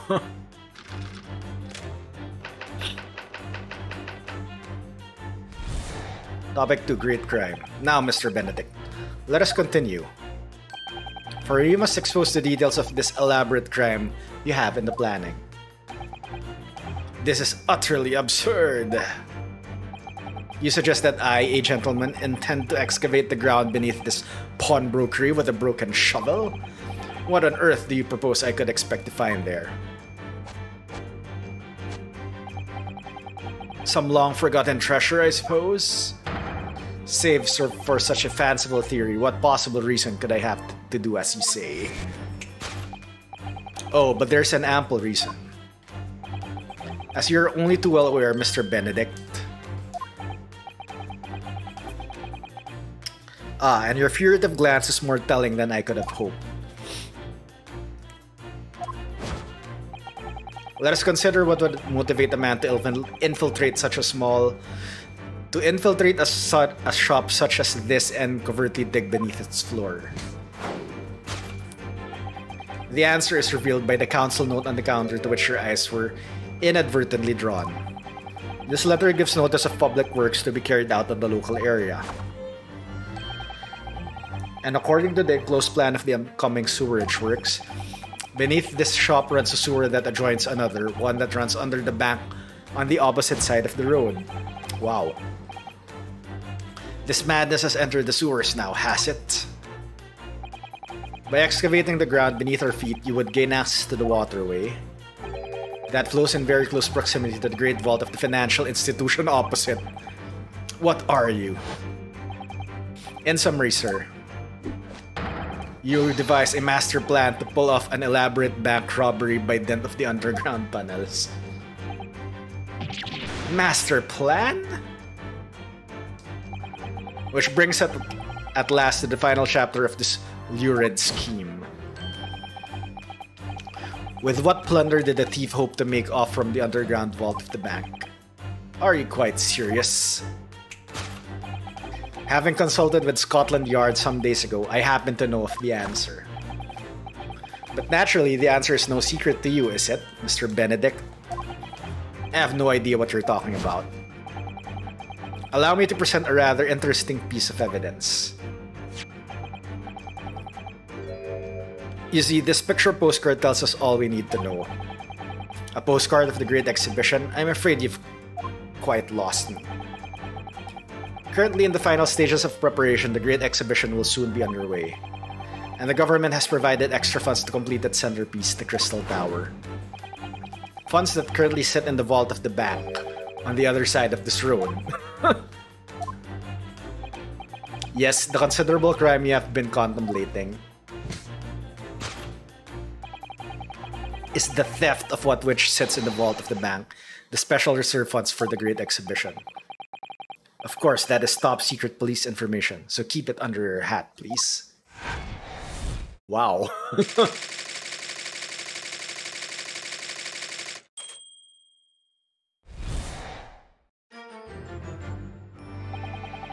Thus concludes Herlock Sholmes' great deduction of this pawnbroking puzzle.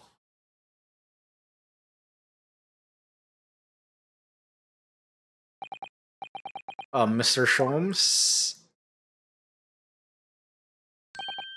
Well, Mr. Naruhodo, an impressively upbeat deduction for a detective racked with loneliness, would you not agree? Was it true what you said about the bank over the road and what it has in its vault? Indeed, though few know of its existence, it's one of the government's most closely guarded secrets. Gregson told me in the strictest confidence, and you just told that to us, right? But you just rather announce it to everyone here, rather loudly in fact. And if it's such a big secret, how would Mr. Benedict have come to find out about it? There can be one explanation for that. Clearly it is because the man is a criminal. But what if he didn't know anything about the money in the vault? If he is a criminal, as you said, then buying a brand new shovel is sure to be the first thing he does now that you've revealed the secret. And he has the money to do it. Or if he doesn't, maybe Mr. Van de Bank will. He already has plenty of shovels here after all. Oh my life, I assure you, I'm not so unscrupulous. Well, hopefully this has taught you a valuable lesson. Sensitive information must be handled with the utmost of care. Yep. One can never be sure that someone privy to secrets won't disclose them. And once the word's out, it's out. Perhaps I'll think twice before confiding in you next time, Mr. Sholmes. An excellent idea, Mr. Naruhodo. An excellent idea.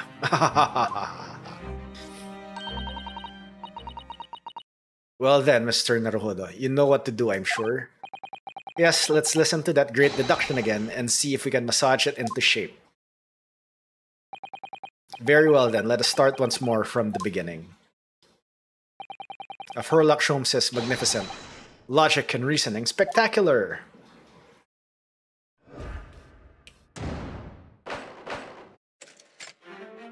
Course correction.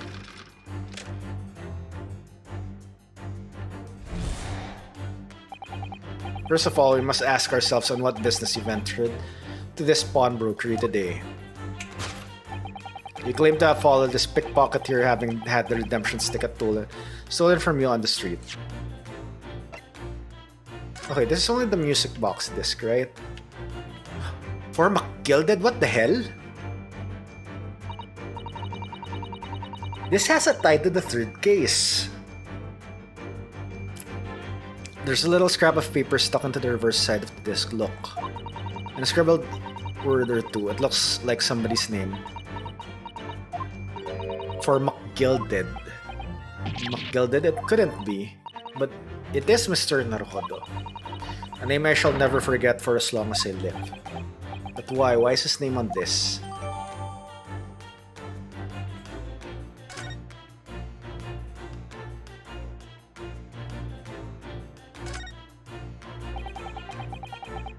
Look at the little bumps in the disc, they're so tiny. Yes, the protrusions are called pins and they pluck the teeth of the comb to make notes.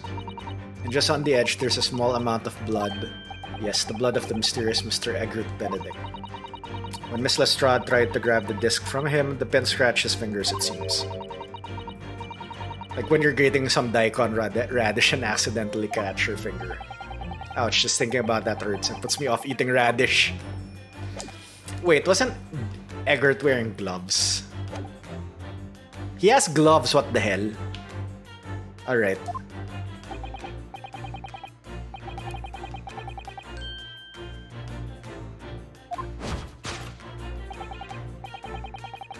Your hand. Staff recruitment flyer. Hold it! So by Mr. Sholmes' reasoning, Mr. Benedict came here in order to apply for a job so he could dig down through the floor. Yes, in an attempt to tunnel into the sewers to gain access to the money in the vault of the bank across the road. But he wouldn't get very far with the broken shovel, would he? No, I think it's fair to say his motives lie elsewhere. What did Mr. Benedict hear at this particular point in time?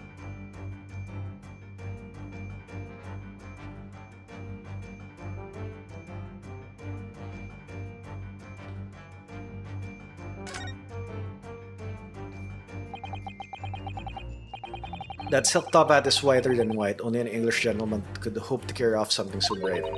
And it looks so incongruous with the black overcoat, don't you think? Perhaps it's the latest London fashion. I mean, that's just guesswork, of course. How about it? I think you'd look very fetching in a white top hat. Well, you know, I might think it might look rather incongruous with my black university uniform, so...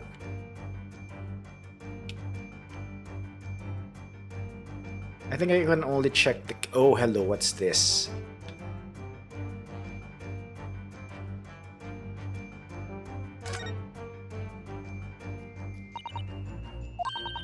Oh, look at the scribbled notes on the back of the flyer here. Don't believe it. What is it?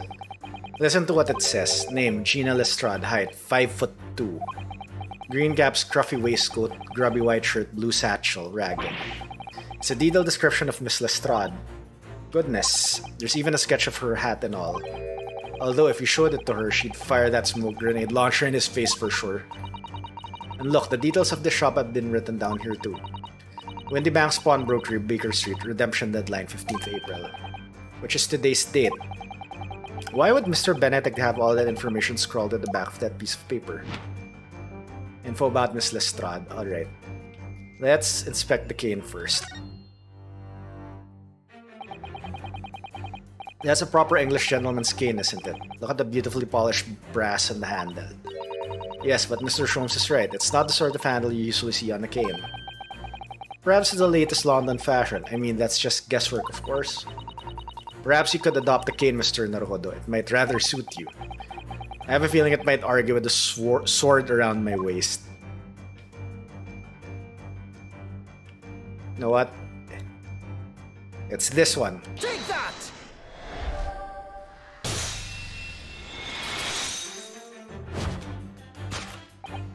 Yes, what brought you to this shop in the first place is the info about Miss Lestrade. Quite so, my dear fellow. It would appear that the writing and sketch on the reverse of the flyer pertain to the pickpocket Miss Lestrade and to Mr. Windybank's pawnbrokery here. Ah. You originally told us that you had merely given chase after Miss Lestrade stole the redemption ticket from you. But that, sir, is a thinly veiled lie. It is the information on the back of the flyer that led you here today, by which I mean here to Windybank's pawnbrokery and today, the redemption deadline of that overcoat. So you waited outside for the young girl matching the description you have written down to arrive. And you have gone to some lengths to hide the reason for your pursuit of Miss Lestrade. In other words, there is some ulterior motive for your actions. The cane which you unwittingly clutched to your person exhibits an incontrovertible contradiction. What utter rot! I've had this cane for years. It's the initials on the cane. What?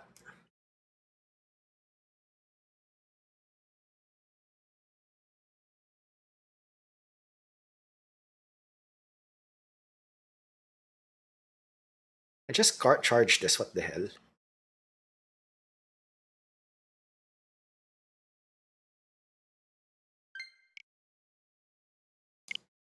Wow, yeah, battery. It's the battery. You're in a satire horror clouds with scrolls azure lane.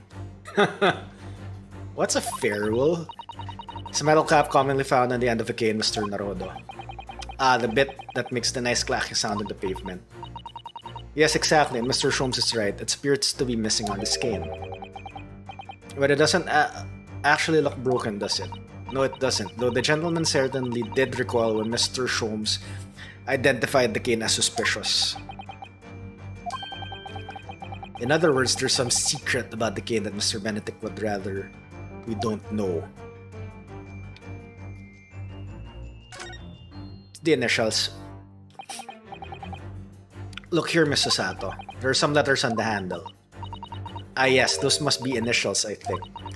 In the West, it's customary for people to engrave their belongings with the first letters of their names. So her luck shows with the H's, you mean? That's right. And then the initials on this cane, obviously. Oh. A-G. Why does it feel as though that's not quite right? Is there anything else? Yeah, it's the initials. I have nothing else. Take that!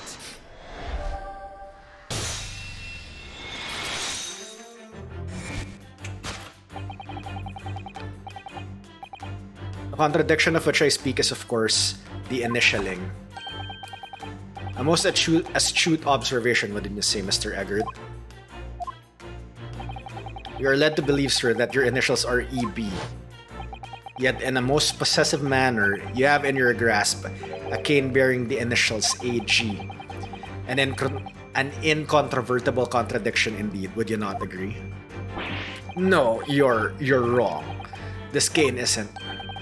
You said before that you had that cane for years. So don't try to tell us that you just borrowed it from a friend or found it in the park. In short, though you hold yourself to be a gentleman, you have withheld your true name. You recoil, sir. Is something wrong? And in your recoiling, you inadvertently facilitate the answer of the next conundrum to present itself. Namely, what is the truth behind this rod you bear? Yes, your reaction betrays the truth. The handle, which you evidently would like to conceal, is the key to understanding this riddle. Let's consider the bare bones of what's happened here. Miss Lestrade redeemed that fine-looking overcoat, and now a mysterious man has appeared introducing himself with a fake name, and claiming that the overcoat belongs to him. But we know that he actually identified Miss Lestrade from a written description, which suggests that everything else he's told us is untrue. So what we need to do here is somehow prove that the overcoat cannot possibly belong to him.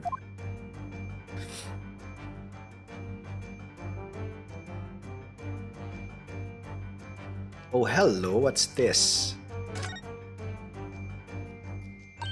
Oh, the seam on the shoulder there is coming apart. So it is. Do you know, a moment ago Mr. Benedict was surprised by something that was said. I heard him make a rather strange noise. It sounded a bit like a tiny growl, but I now think it was probably the sound of the seam ripping open. If you look closely, it does seem to be a very tight fit. The sleeves are stretched to bursting, and he wouldn't have a hope of fastening it at the front. It's probably me with all of my older clothes. That I'd like to see. Sorry? So how can we make Mr. Benedict run around? She's really giving this some thought. So yeah, it's probably this, like... Take that!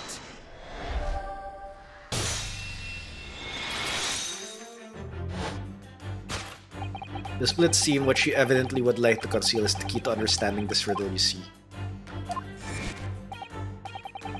Yes, because the overcoat is rather obviously a poor fit. Having forced it over your broad shoulders, the seam is already breaking apart. My suspicions were aroused from the outset. When you so baldly lied about your name and so boldly waylaid this pickpocket. This catalog of untruths has all been for one very specific purpose. To steal the article that the young girl redeemed from Mr. Windybank.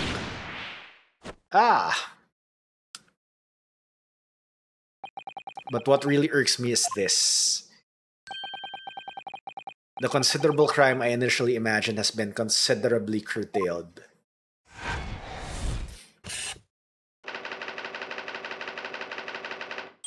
To abscond with the redeemed item.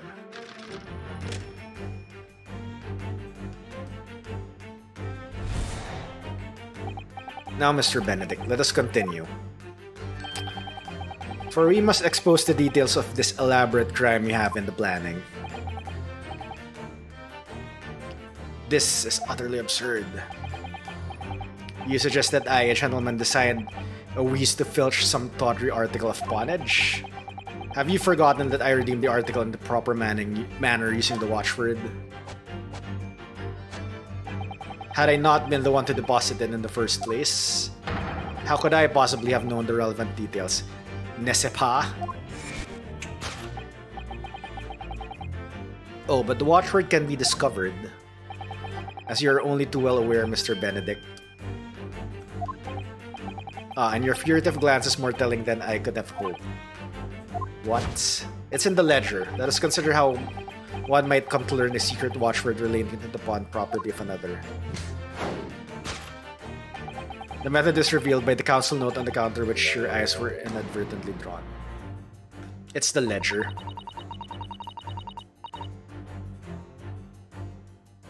The direction of the deduction must change rather dramatically now, I think. Yes, no more talk of tunneling into the sewers, which is a pity because it all sounded rather exciting. Anyway, you can't deny that this mysterious gentleman did know the watchword. Yes, Professor. If you didn't know that word, Mr. Windybank would never allow you to redeem the article. Or looking at it another way, if you did know that word, Mr. Windybank would allow you to redeem the article whether it was yours or not. Excuse me. Okay, my nose is starting to become stuffy, so we'll probably finish this section then. I'll probably end early. Council note. No, it's the ledger. Okay, I can't like search the ledger. This is weird.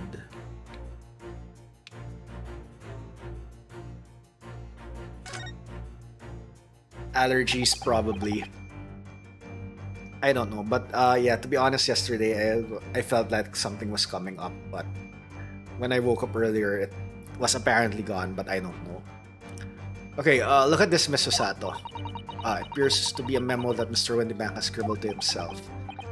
Let's see, what does it say? Oh, Professor.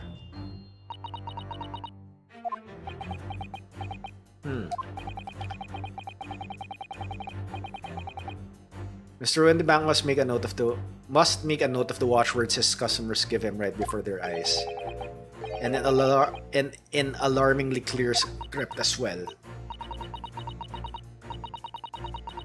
Oh, I don't know where to look. Who knows what other secrets I might see.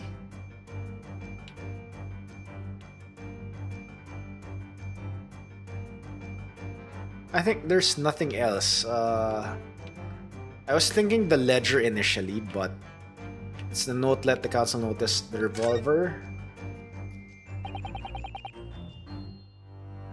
This is Mr. Windybank's gun. Yes, loaded only with one bullet, he said. It would appear that being a pawnbroker is a very life or death profession. That might be just this particular establishment.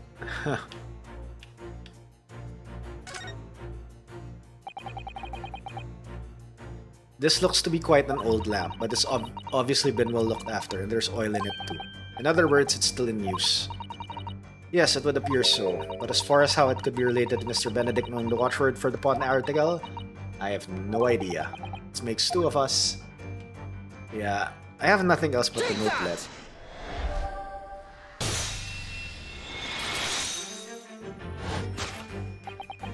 The method is revealed by the notelet on the counter to which your eyes were inadvertently drawn. Yes, the broker here follows the same procedure whenever a customer comes to redeem an article. He asks the customer for the watchword and notes down the response uttered on a notelet he has to hand. Then he consults his ledger and confirms whether or not the watchword matches that of the article in question. I would expect nothing less of a diligent pawnbroker. But this diligence clearly has its disadvantages. What are you talking about? It is increasingly apparent that you were present in this shop before your accusation against Miss Lestrade. In all likelihood, you followed her inside and then observed her talking to Mr. Windybank. When the diligent broker made a note of the watchword, as is his common practice, you observed him writing the word Professor in the notelet beside the ledger. And that, sir, was the master plan you devised to seal the pawn article from the young Miss Lestrade. Master plan? Which brings us at last to the final chapter of this lurid scheme. Why would you go to such lengths to redeem that particular article from this pawnbroker? For an ill-fitting overcoat hardly seems to justify the effort, much less a worthless music box disc.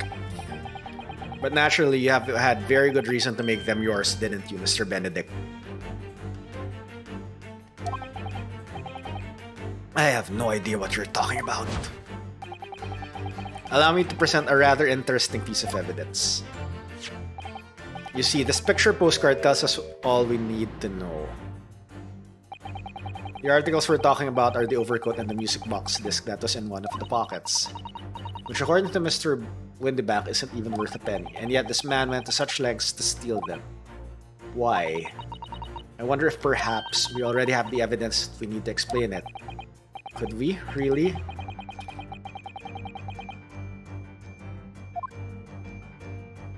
Alright, we only have, the music box disc, so...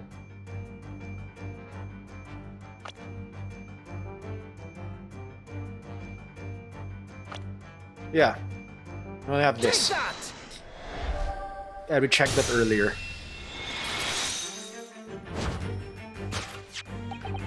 You see, this music box disc tells us all we need to know.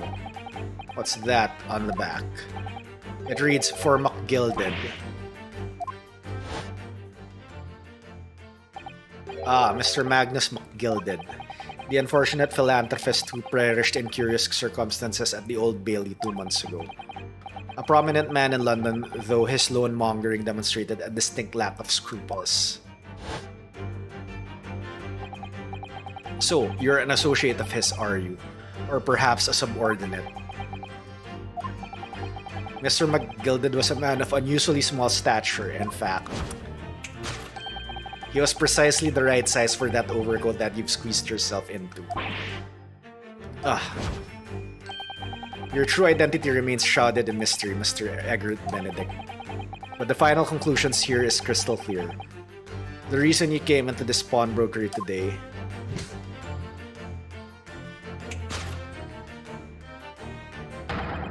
was to retrieve an article left behind by the late Magnus McGilded. Ah!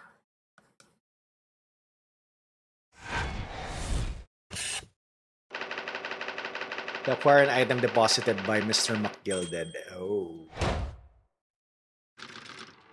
Deduction complete.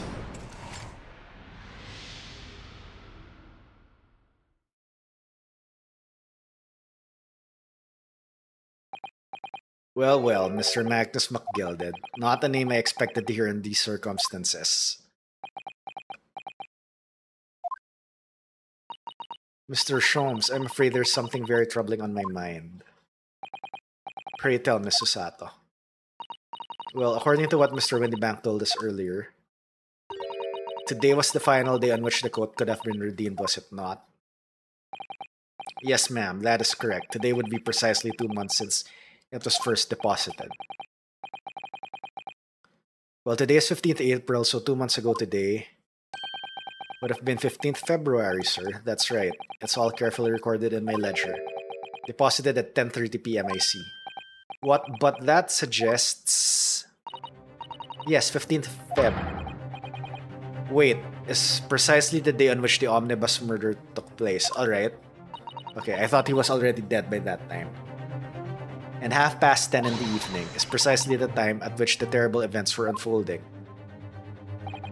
Suggestive is not the word. It would seem the matter is entirely beyond coincidence. You are, of course, at liberty to make whatever outlandish deductions you choose. However, I must insist you hand over the music box disc now. It would be a terrible shame for you to return to your native land in a box. What do I do? You know, this is probably with the one of the scenes in Ace Attorney wherein, regardless of the choice you make, the story's still gonna push through with whatever narrative it wants to present. So, absolutely not. There are some things a man must protect at all costs. This may be well one of those things. Quick, choose your pocket's hand and throw it in his eyes. Then again, it may not.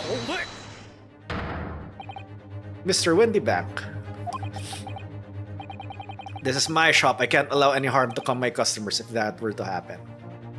And before the gun just goes back. Yeah, this is probably the case we're gonna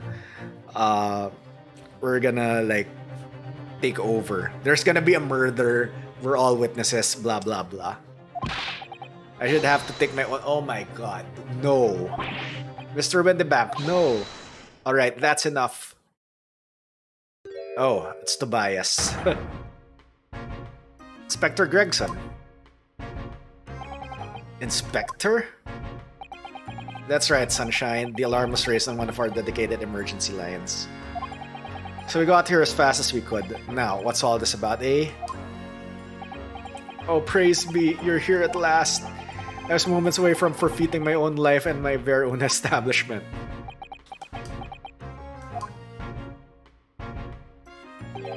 It would seem you have the upper hand.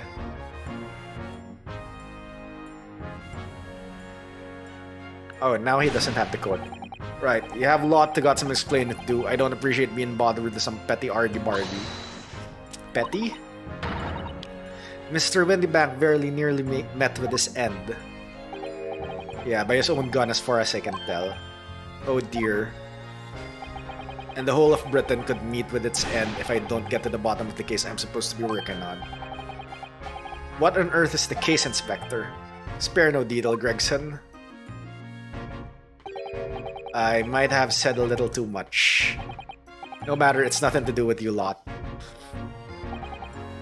Anyway, sir, you're going to have to come with me down to the station. But of course, Inspector. Ah! He's getting away! Get after him, lads! Whistle the beat, officer, too! Sir! Great, now he ran. There's been a spate of thefts at pawn shops around here recently. So we've fitted emergency buttons underneath the counters for brokers to let us know when there's trouble. Oh, Inspector, I was very worried there for a while. Very worried indeed. Nice fish and chips, mate. Yep. Now then, Mr. Permanently and Mornin. Oh, yes? I'll be taking that, whatever it is, of McGilded's down to the yard. Thank you very much. So hand it over. Oh, yes, of course. No, don't give it to him. It's mine. That's mine. I'm sorry, miss. But anything belonging to McGilded has to be taken in as evidence now. As evidence? If the police demand something as evidence, my dear fellow, we have no choice but to capitulate. My god, I cannot English tonight. It's all yours, Inspector. Grr.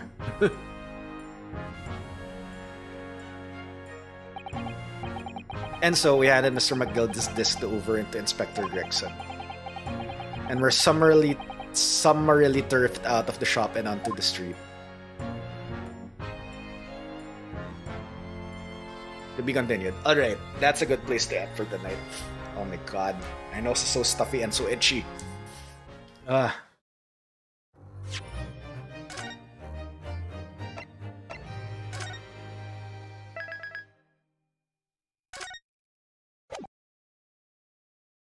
Alright.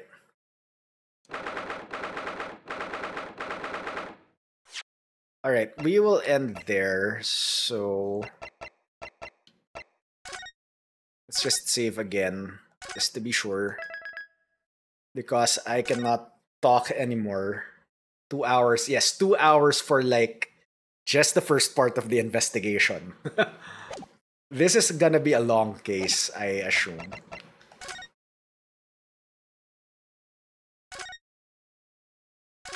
Okay, let's save again. Let's save all. Let's save every time. Yeah. Anyway, everyone, thank you. I'm sorry that I can't go on any longer. My nose is very stuffy. It's very itchy, and I'm having trouble like talking a lot because of like your nasal passageways being blocked. But anyway, everyone, thank you very much for joining in. Dash, yeah, also good to see you. Dash, Fries, Coburn, Annual. Anyway, tomorrow, hopefully what I felt yesterday won't come down to something. To be honest, yeah, yesterday I felt a lot of body pain, but it suddenly went out today when I woke up. I'll just continue monitoring it, and hopefully it's not You know, that thing I have been avoiding for the past 4 years. Anyway, yeah, thanks. Tomorrow, if I'm good, then yeah, we'll continue. We'll continue this. Maybe this, or maybe we'll continue Portal. We'll see. All right. Yeah, as always, socials. Yep. Yeah, there's the Twitter. There's the YouTube channel. Hopefully, we could resume uploads this week. We'll see. Otherwise, yeah, there are more SMW shorts for you to see, to check out. All right. Let's find someone to raid, question mark. Wiley just got on. All right, then we'll raid Wiley.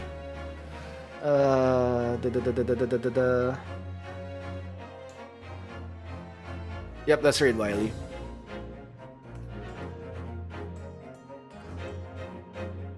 Yeah, I haven't raided Wiley in a while, so yep, let's go check him out. So, raid Wiley. Alright, let's go. Alright, that's it. Let's go raid Wiley. He is doing some Grand Blue World practice runs, so let's go check him out for that. Anyway, everyone, thank you very much. Have a great rest of your day, rest of your night, and I will see you all next time. Bye.